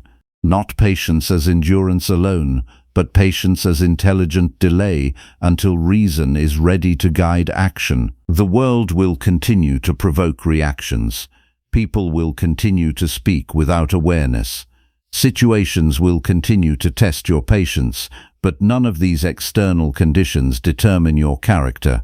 Your character is determined by whether you respond immediately or whether you observe first, whether you speak impulsively or whether you remain silent until clarity arrives, whether you act under pressure or under reason. To strengthen character is to place a barrier between impulse and action.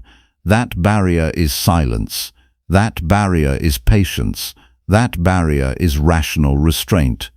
When that barrier is weak, emotion governs behavior. When that barrier is strong, reason governs life. And in that governance, you begin to experience a different kind of strength. Not the strength that reacts loudly, but the strength that remains steady.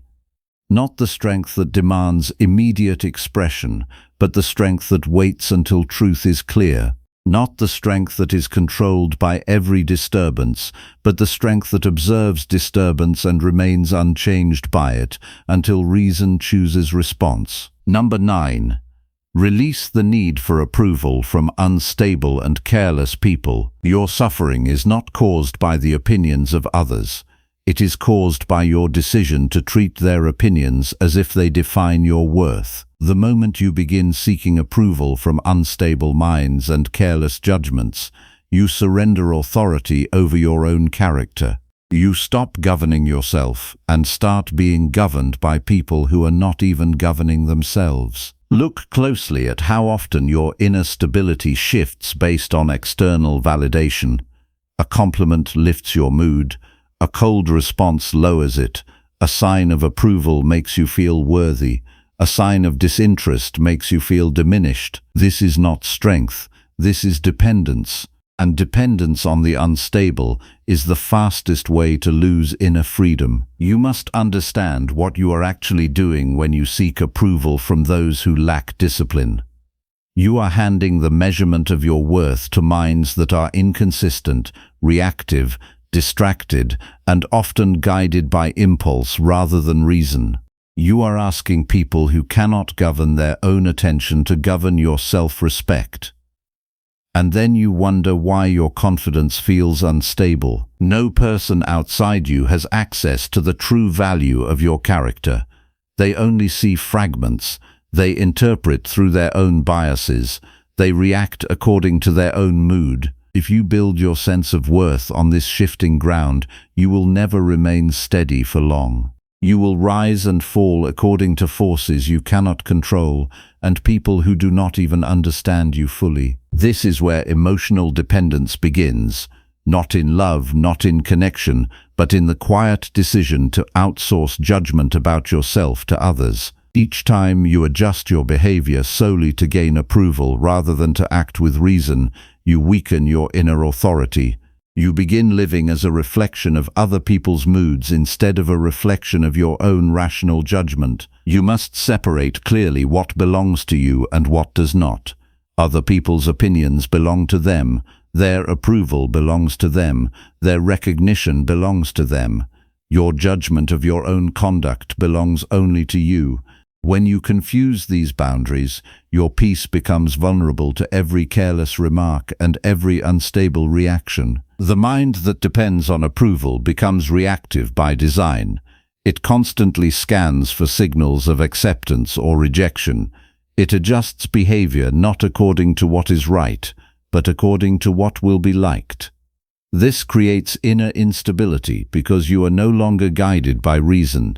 You are guided by anticipation of response, and anticipation of response is always uncertain. You must confront the uncomfortable truth that many people whose approval you seek are not reliable judges of character. Some are distracted, some are inconsistent, some are guided by envy, insecurity, or misunderstanding. Others simply do not have the awareness to evaluate actions with clarity, yet you still allow their reactions to influence your emotional state as if they were final verdicts on your worth. This is how inner slavery forms, not through force, but through voluntary dependence on unstable approval. Each time you adjust your self-perception based on their reactions, you reinforce the belief that they are more qualified to define you than you are to define yourself through reasoned reflection. Begin by observing how often you mentally check for approval during the day. Notice how quickly your attention shifts toward external validation after you speak, act, or express an opinion. That immediate desire for feedback reveals where your authority is leaking. It shows that your sense of self is not self-governed, but externally referenced. A disciplined mind refuses to treat external approval as a requirement for inner stability. It may appreciate recognition when it comes, but it does not depend on it. It evaluates actions internally based on whether they align with reason, virtue, and clarity, not based on whether they are applauded, ignored, or misunderstood. You must begin each day by reinforcing this separation. Before entering interaction with others, remind yourself that your worth is not under public negotiation. Your task is to act correctly, not to be validated. Your responsibility is to reason well, not to be liked universally. Approval is outside your control. Judgment of your own conduct is within it. Throughout the day, practice resisting the urge to modify your behavior purely for acceptance. This does not mean ignoring all social feedback. It means distinguishing between useful correction and emotional dependence. Constructive feedback can guide improvement, but emotional dependence on approval corrupts judgment because it shifts your focus from truth to acceptance. You will notice that when approval is no longer your goal, clarity increases. You begin speaking more honestly. You begin acting more consistently. You begin making decisions based on principle rather than audience reaction.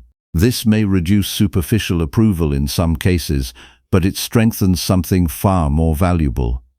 Inner stability. Pay attention to how unstable people often create unstable reactions in others. When you depend on their approval, you inherit their instability. Their changing moods become your emotional weather. Their inconsistency becomes your internal rhythm. You cannot build a steady mind on shifting emotional ground. You must also examine why approval feels so important. Often it is tied to fear of rejection, fear of isolation, or fear of being misunderstood. But fear is not a guide for truth. Fear is a signal of perceived vulnerability. If you allow fear to determine your behavior, you will always move away from principle toward comfort. And comfort based on fear is not freedom. A rational mind evaluates whether rejection actually harms its character or only its comfort. Most rejection does not damage virtue. It only challenges desire for acceptance. And desire for acceptance is not the same as moral necessity. You can be misunderstood and still act rightly. You can be disliked and still maintain integrity. You can be unapproved and still remain internally stable. You must train yourself to tolerate disapproval without collapsing into self-doubt. This does not mean becoming indifferent to all feedback. It means becoming selective about which judgments you allow to influence your identity. Only reasoned judgment based on truth should guide self-assessment. Emotional reactions from unstable minds should not define your self-perception. At night, examine where your day was shaped by approval seeking. Where did you adjust your behavior unnecessarily to gain acceptance? Where did you hesitate to act correctly because of fear of judgment? Where did you feel emotional disturbance simply because someone reacted coldly or failed to acknowledge you? These patterns reveal dependence that must be corrected through awareness. You will begin to notice a shift when approval loses its authority over your mind. Actions become more deliberate. Speech becomes more honest. Decisions become less reactive to social pressure. You no longer feel pulled in different directions by the need to satisfy every observer. Instead, you move according to internal clarity. This is not isolation. This is independence of judgment. You can still engage with people, listen to them and cooperate with them, but your sense of self no longer fluctuates based on their responses. You stop treating their approval as a measurement of your worth and start treating your own rational assessment as the only necessary foundation for self-respect. The unstable mind will always change its approval quickly. What is praised today may be ignored tomorrow. What is admired in one moment may be criticized in the next. If you build your identity on this shifting ground, you will never find stability. But if you build it on reasoned self-examination, it will remain steady regardless of external reaction. The discipline required here is continuous. Every time you feel the urge to seek validation, pause and redirect attention inward. Ask whether your action is aligned with reason or shaped by desire for approval. If it is shaped by approval, correct it. If it is aligned with reason, proceed without concern for external response. Over time, this practice reduces emotional dependence significantly. You begin to realize that most approval is temporary and often irrelevant to your actual development. What matters is whether your actions are consistent, rational and aligned with the kind of character you are building internally. You are not required to be universally approved to live correctly. You are required only to act according to reason and maintain integrity in your judgments. Once this is understood deeply, the emotional grip of unstable opinions begins to weaken. And in that weakening, something important emerges, a mind that no longer depends on external approval to feel stable, a mind that evaluates itself internally with clarity, a mind that remains steady regardless of who approves or disapproves. That is where real independence begins. Number 10.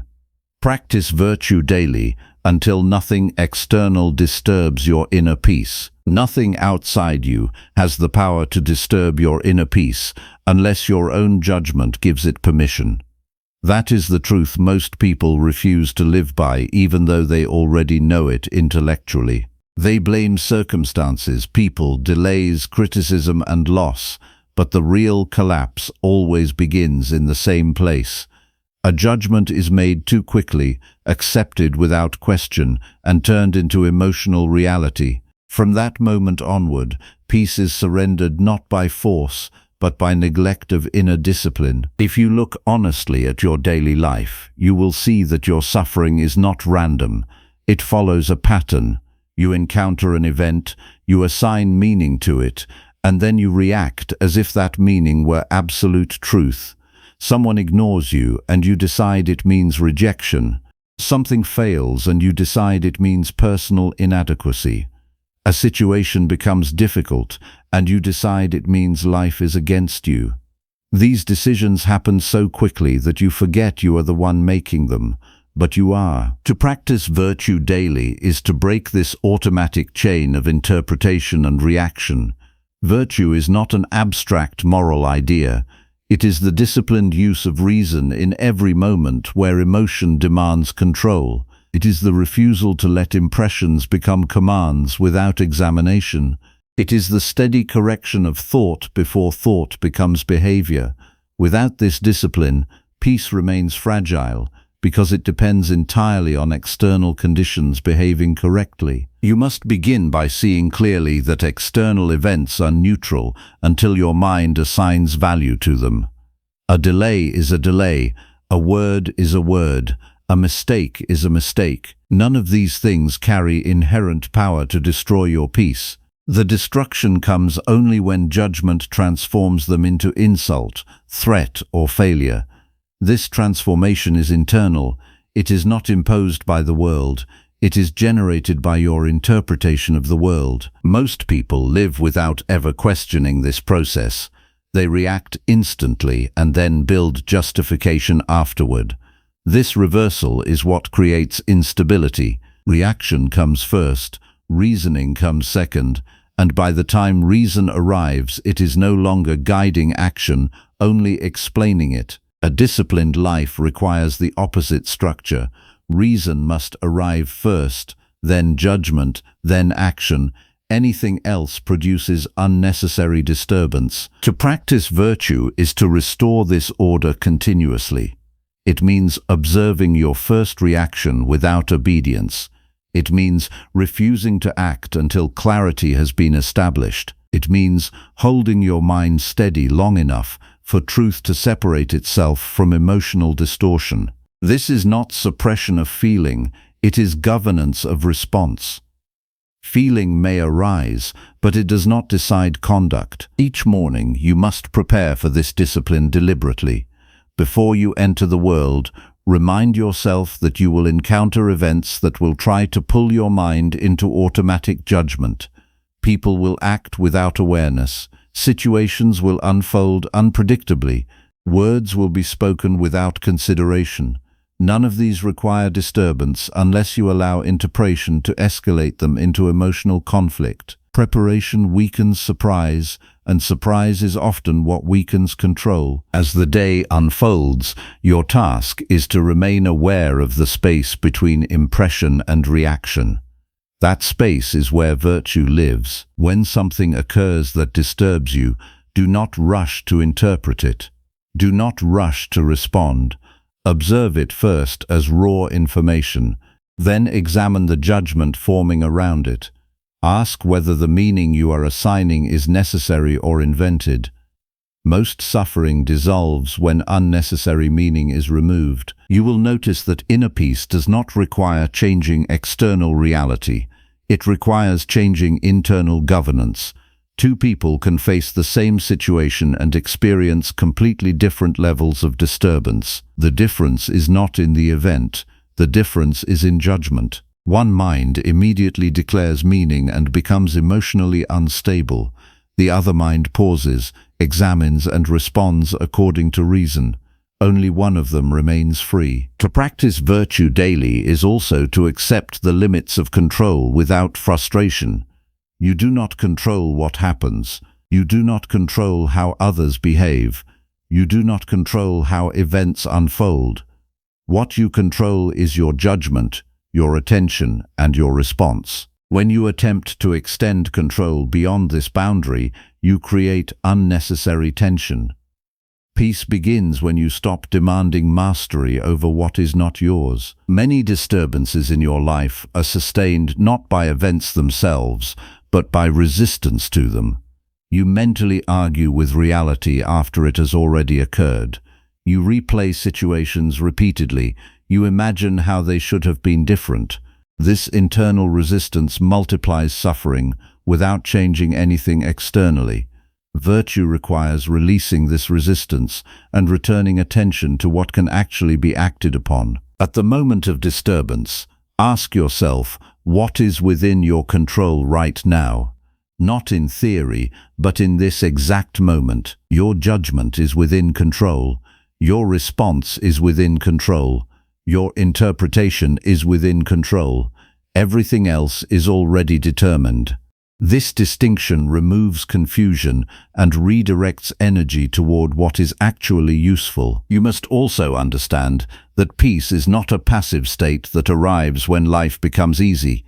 It is an active discipline maintained through continuous correction of thought. Without correction, the mind naturally drifts toward exaggeration, complaint, and emotional escalation.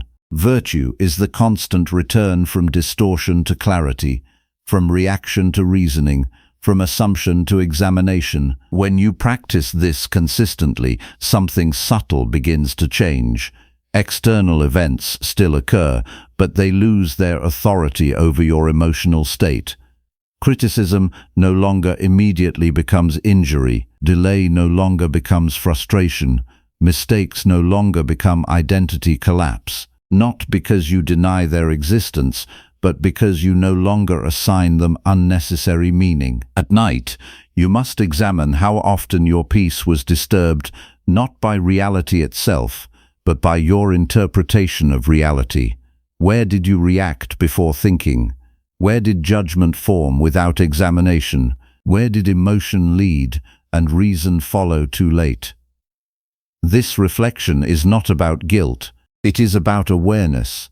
Without awareness, correction is impossible. Over time, repeated practice strengthens inner stability.